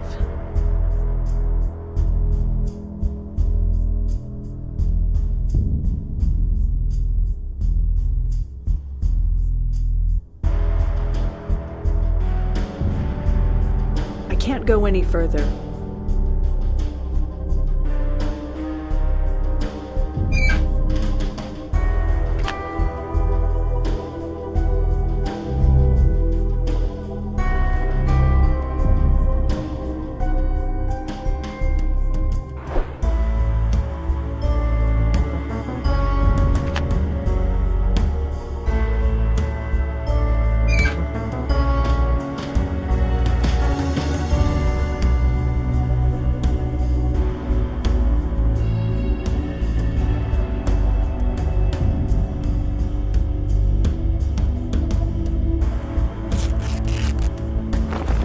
Aha! An old vent.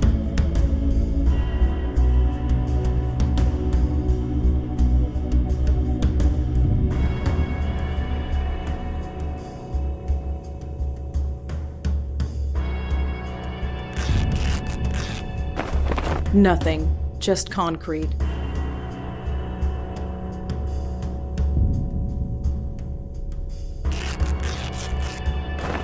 Huh. There's an old pipe against this wall. Looks like the piping runs along that wall.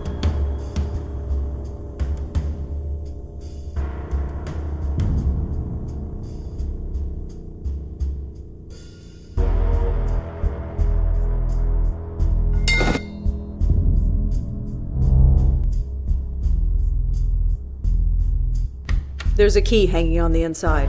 And my clothes. Thank God. You mind? Right. You ready? Let's go.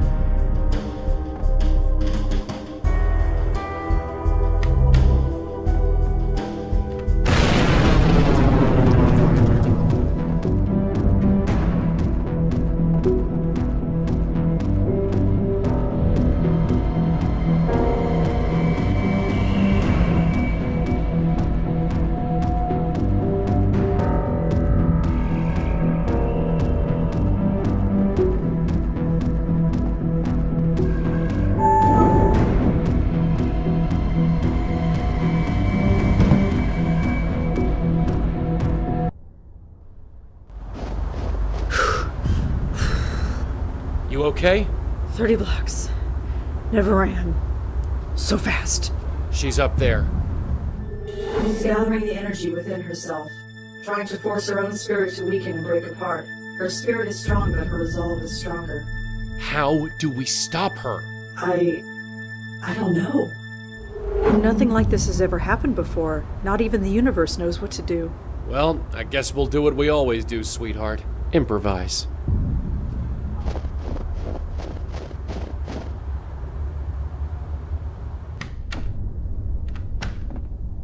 Jesus, he's still here?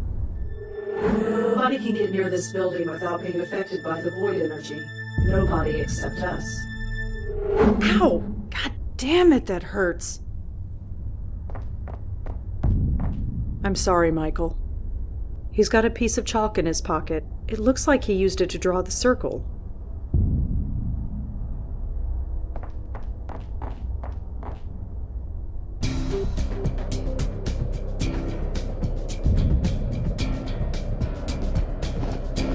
Madeline! You! How on earth did your mind survive? Your head must be absolutely splitting. It's over, Madeline. Indeed. I have wanted it to be over for a long, long time.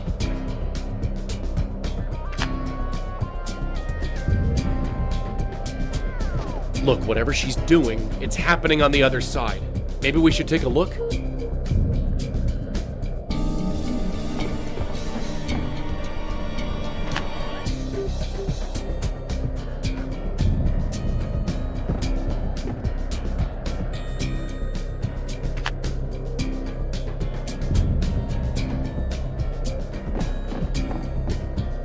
Use a bit of my essence, huh? Well, here goes.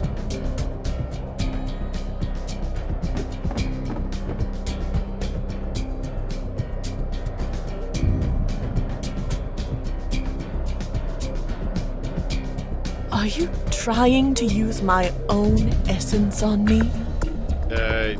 Yeah? Such an action speaks of desperation. It will not be long before you will not need to worry about such things. Are you trying to use my own essence on me? Yeah? Such an action speaks of desperation. It will not be long before you will not need to worry about such things.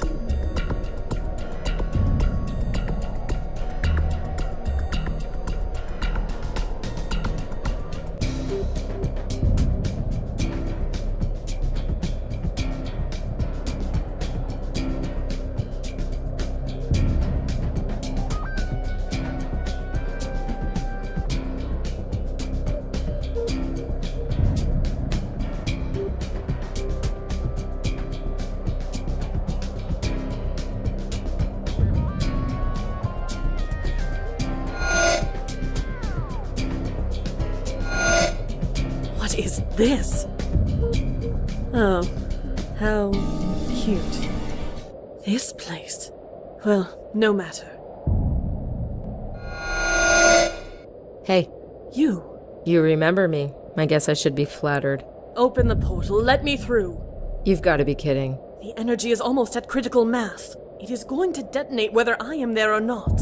Oh. Oh, that's all you can say? Millions of souls will be destroyed. I need to be one of them.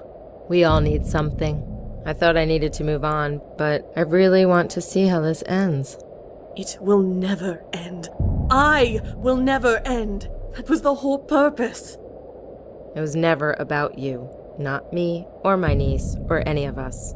You see, I get it now. Why things have to be the way they are. I don't like it, but I get it. What are you talking about? Shh! I'm on a smoke break. It didn't stop. No. It's not going to stop. No. This is it, isn't it? No. No, it isn't. So many dead, Joey, so many. I know. It's never enough. I know, but we do the best we can. We always have. Yes, we always have.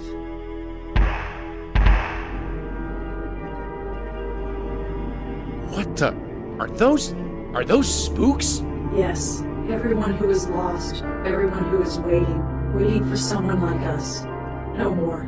They don't have to wait anymore. You're saving spooks? It's what we do. But how? That vortex, it was creating a mass of spiritual energy. I'm reversing it, making it pull in spiritual energy instead of pushing it out. You can do that? I can now. You see, it's not about you or me. It's about everyone.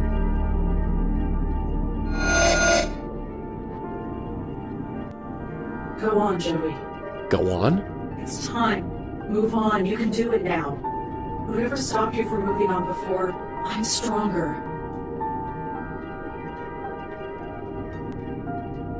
It's not working.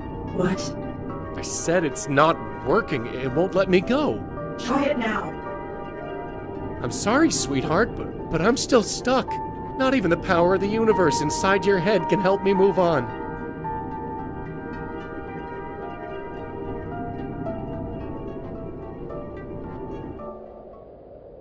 It's gone. I'm sorry, Joey. Forget it. So, you think everyone down there is back to normal? Yes, everyone will wake up. They won't even know they were asleep. It will be like it never happened. Yeah, we should get out of here. So, how many spooks did you manage to save anyway? All of them. All of them? Yes.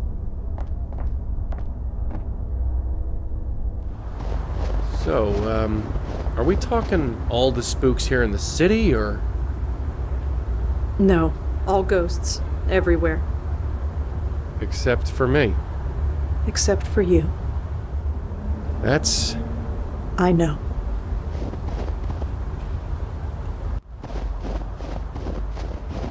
Look, don't sweat it. I mean, people are still gonna die, right? There'll be more ghosts. Eventually. Right, so when that happens, it'll be business as usual. I guess. But in the meantime, we're free. Free? Yeah. How about a movie or something? God, I haven't seen a movie in forever. You and me both. Think of all the things we can do now. Maybe I'll sleep in. Or maybe a vacation. Yeah, somewhere sunny. Huh? I'm sorry, Joey. I thought you'd be gone. I really hoped you'd be gone. I didn't want you to see this. Red? It hurts, Joey. It's everything. It's pouring into my head. It's not a metaphor and it's not stopping. I can't hold it. You gotta try. No, it's like trying to swallow the ocean. Sooner or later, you're going to drown. No, not after what you just did. Not after everything we've done. You can't just... What? Die? I don't think I have a choice. No, this isn't fair. This isn't right. You just saved the whole damn city. You saved me. I knew the cost. I paid it. It was worth it, wasn't it? Sure. Of course it was. I see them. My parents, Joey, I see them. No, stay away from them. It's not time yet. Joey, please. Okay, but before you go, I'll make you one promise.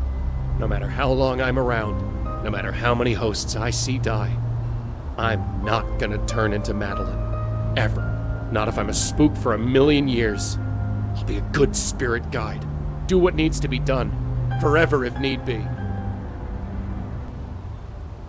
No, Joey, you won't.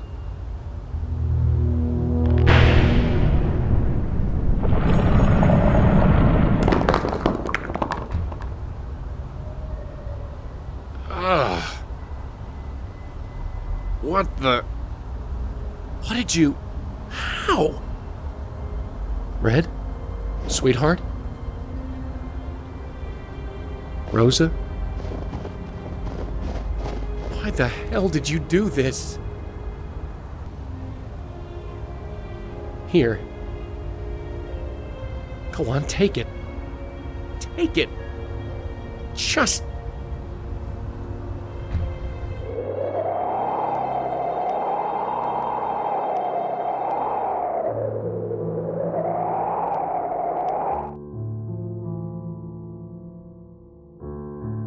I don't see him anymore. I've tried, you know. I've looked. There was this pileup on the West Side Highway last week, and now people say they hear crying. So I went over there. I didn't hear or see anything. I'm normal. Listen to me, talking to myself on the street. I call myself normal. Yeah, I know. Ironic, huh? Or at least I think that's irony. You could tell me, if you were here. I'm forgetting things. About being, you know, I can't even say it. It's almost as if, now that I'm alive, I can't think about being dead. I guess that's hardwired into everybody. Turns out I'm just like everyone else in the end. But I get it now. I like being alive. Is that so wrong? Is that what I'm supposed to get from all this? That life is worth living? I guess I gotta get out there and find out for myself. Goodbye, Rosa Blackwell. I don't know how long I've got, but I know I'll see you again, someday. But until then, I'll try to make this count. Okay?